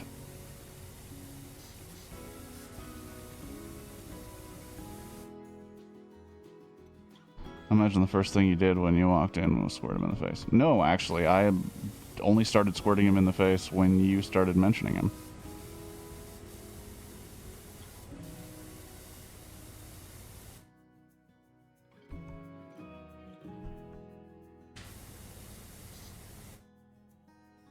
Not another L'Oreal ad. Dude, are you watching L'Oreal ads? On my Twitch? That's what it's putting for programming? I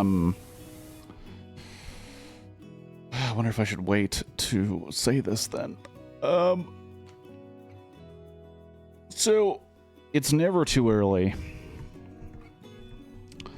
to consider what will be the stream for Extra Life. Because I feel like if you wait too long, then you come up with something that's less than stellar. So I'm in the process. It shows on your Twitch. Oh, that's interesting. I'm trying to figure out what to do for the 24-hour Twitch stream this year. I put together some games to think about for myself and how long they are. One of them, well, two of them were Fallout 4 and Skyrim, which turns out are going to last longer than 24 hours, which gave me pause and made me think. There's also the possibility of doing BioShock Infinite, because I love BioShock. I've already played BioShock 1 on stream. I've played BioShock 2 on stream with Minerva's doing the DLC, but I have not played BioShock Infinite or the BioShock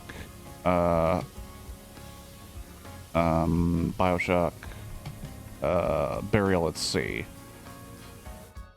The lore of BioShock, and it's lagged. I don't mind playing BioShock, man. Do a Dark Urge BG run for 24 hours. I do have one. I am on a Dark Urge run that I only put on hold when you were available to do Baldur's Gate again. And that got dark. Oh shoot! Thank you, Shadow, for gifting that sub. That's very kind of you. I appreciate that, and I'm sure ClipClap also appreciates it, because I'm sure ClipClap does not need L'Oreal unless it prevents mosquitoes.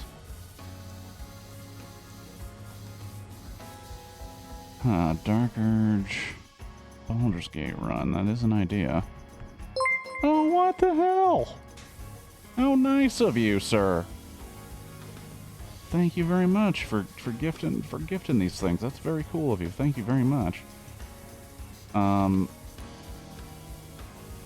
But yes, I don't know exactly what I'll do for the 24 hours. A Dark Urge run sounds cool, but I also want a game that I know I'll finish within 24 hours, which Baldur's Gate will not be finished in 24 hours. I know that for true.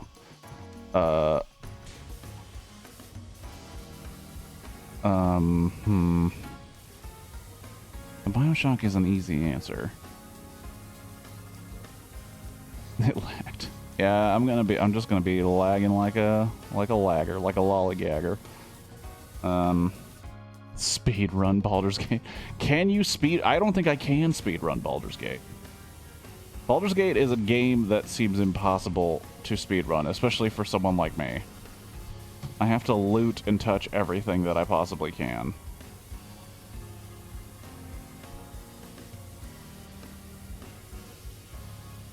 Why did I switch to the dinosaur after she mentioned it? Even though I did not have any rhyme or reason to what I was doing.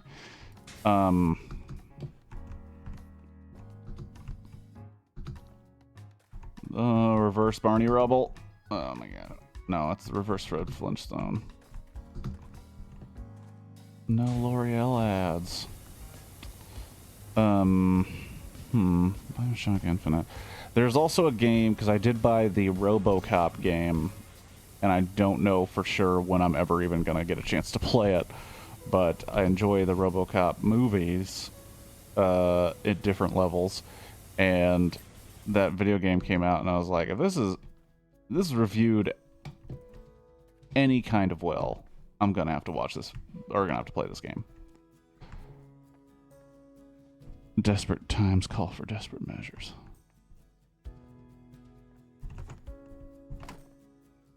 This is the game that dares you to clean a T-Rex's gooch.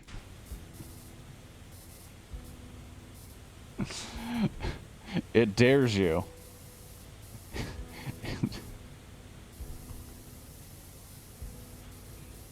Clean this T-Rex's gooch, if you dare.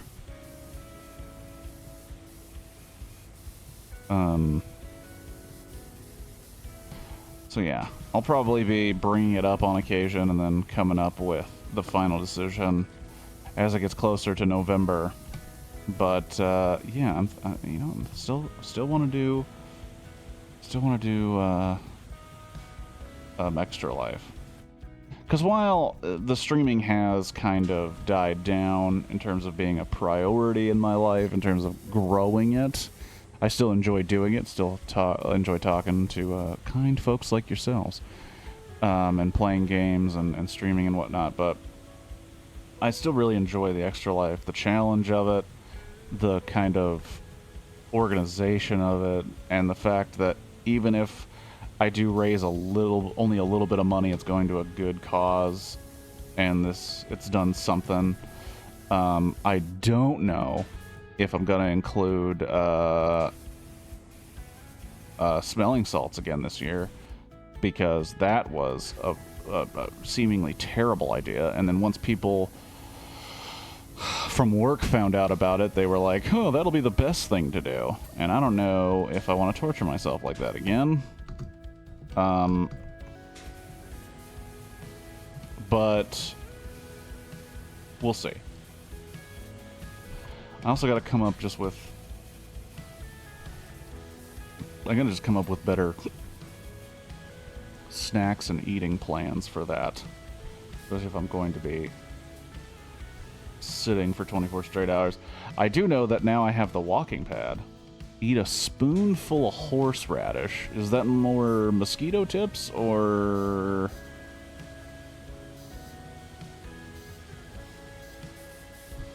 Spoonful of horseradish. Capri Suns. I still have them. I don't know if they go bad, but I did not drink them very quickly because Capri Suns, I'm assuming it's my adult taste buds, make step goals throughout. Well, no, now that I have the walking pad, I can throw this bitch into standing mode and walk it out a little bit. Will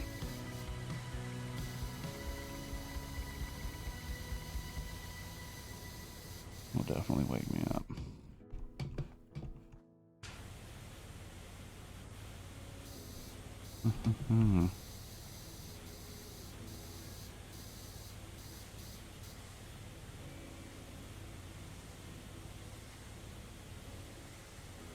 I can do a digital version of Stephen King's The Long Walk in my room. That would be a funny yet terrible idea.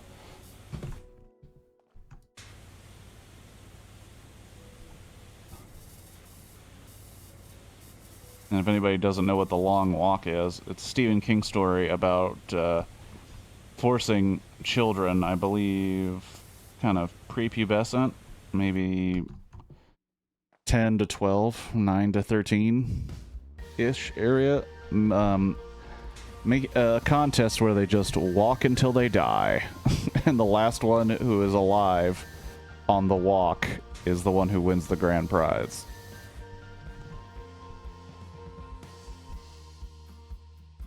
There's hella badges for feet by that many steps.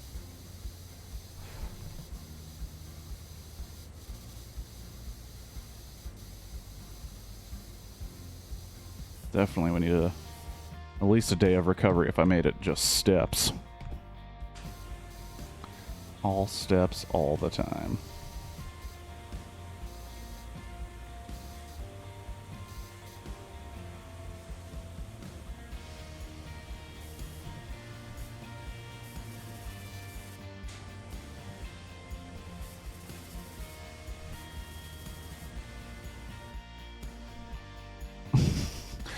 Well, that was one of his earlier books, too. It was just, I think it was kind of like in the same vein as The Running Man, a game show where people are killing each other. But this one, it was just a yearly event put on by America where 100 kids start walking. And only the last kid to stay upright and walking wins. It was pretty nuts. I kind of like the book. I'm shocked it hasn't been optioned for like a Netflix movie, because it seems like you could make it for cheap as hell, but it'd be fairly compelling. You'd have to take out all the weird sexual and racial stuff that Stephen King likes to put in his books with children for seemingly no reason, that he blames on substance abuse, but I blame on weird shit. Like It, a book that I was reading and was like, man, this book is pretty dope. This is a lot of great things about fear, about societal trauma, about individual trauma, about shared trauma, about fear, about growing up, about childhood and the importance of safety and friendship of being children. And then just randomly in the middle of that book was like, hey, Steven, just don't. Just don't. Hey, just give you a big fat don't do that, Steven. Don't write that. 'Cause gross. 'Cause gross, bro. It's not, it's just nah. It's just nah, dog. That's just a big no thank you. Just a big old no thank you, sir.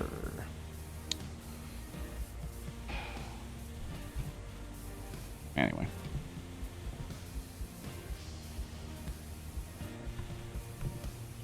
What was I talking about?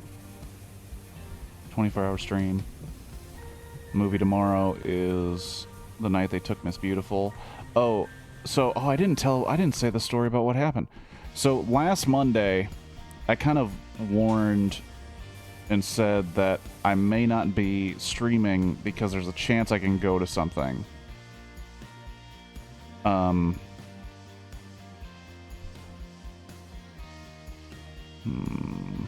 I saw something.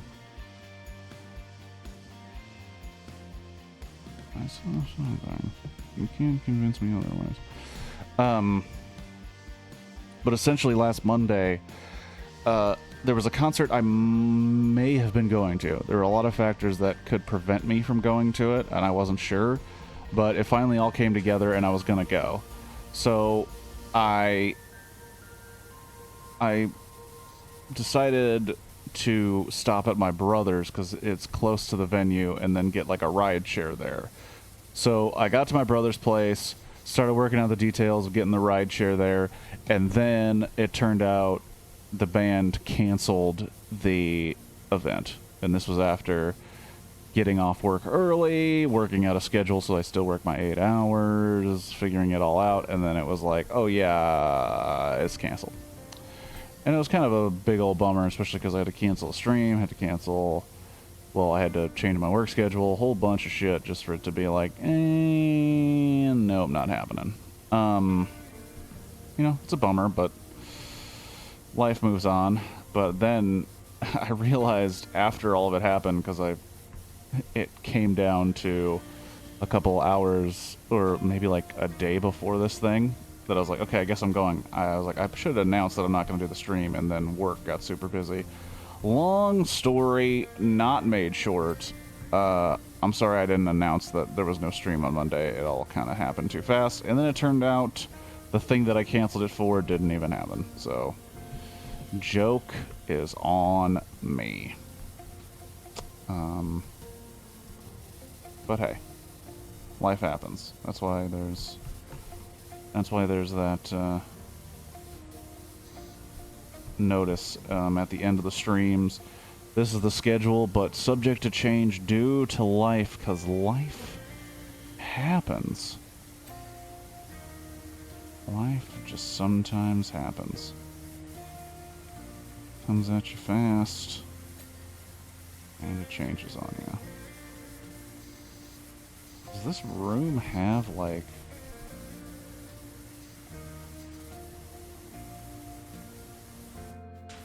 Does this room have like a straight up full ladder in it somewhere? I know it has this tiny one. Oh, there it is.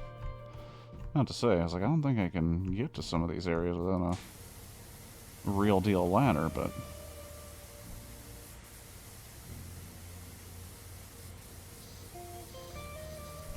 We'll deal with that as we get to it.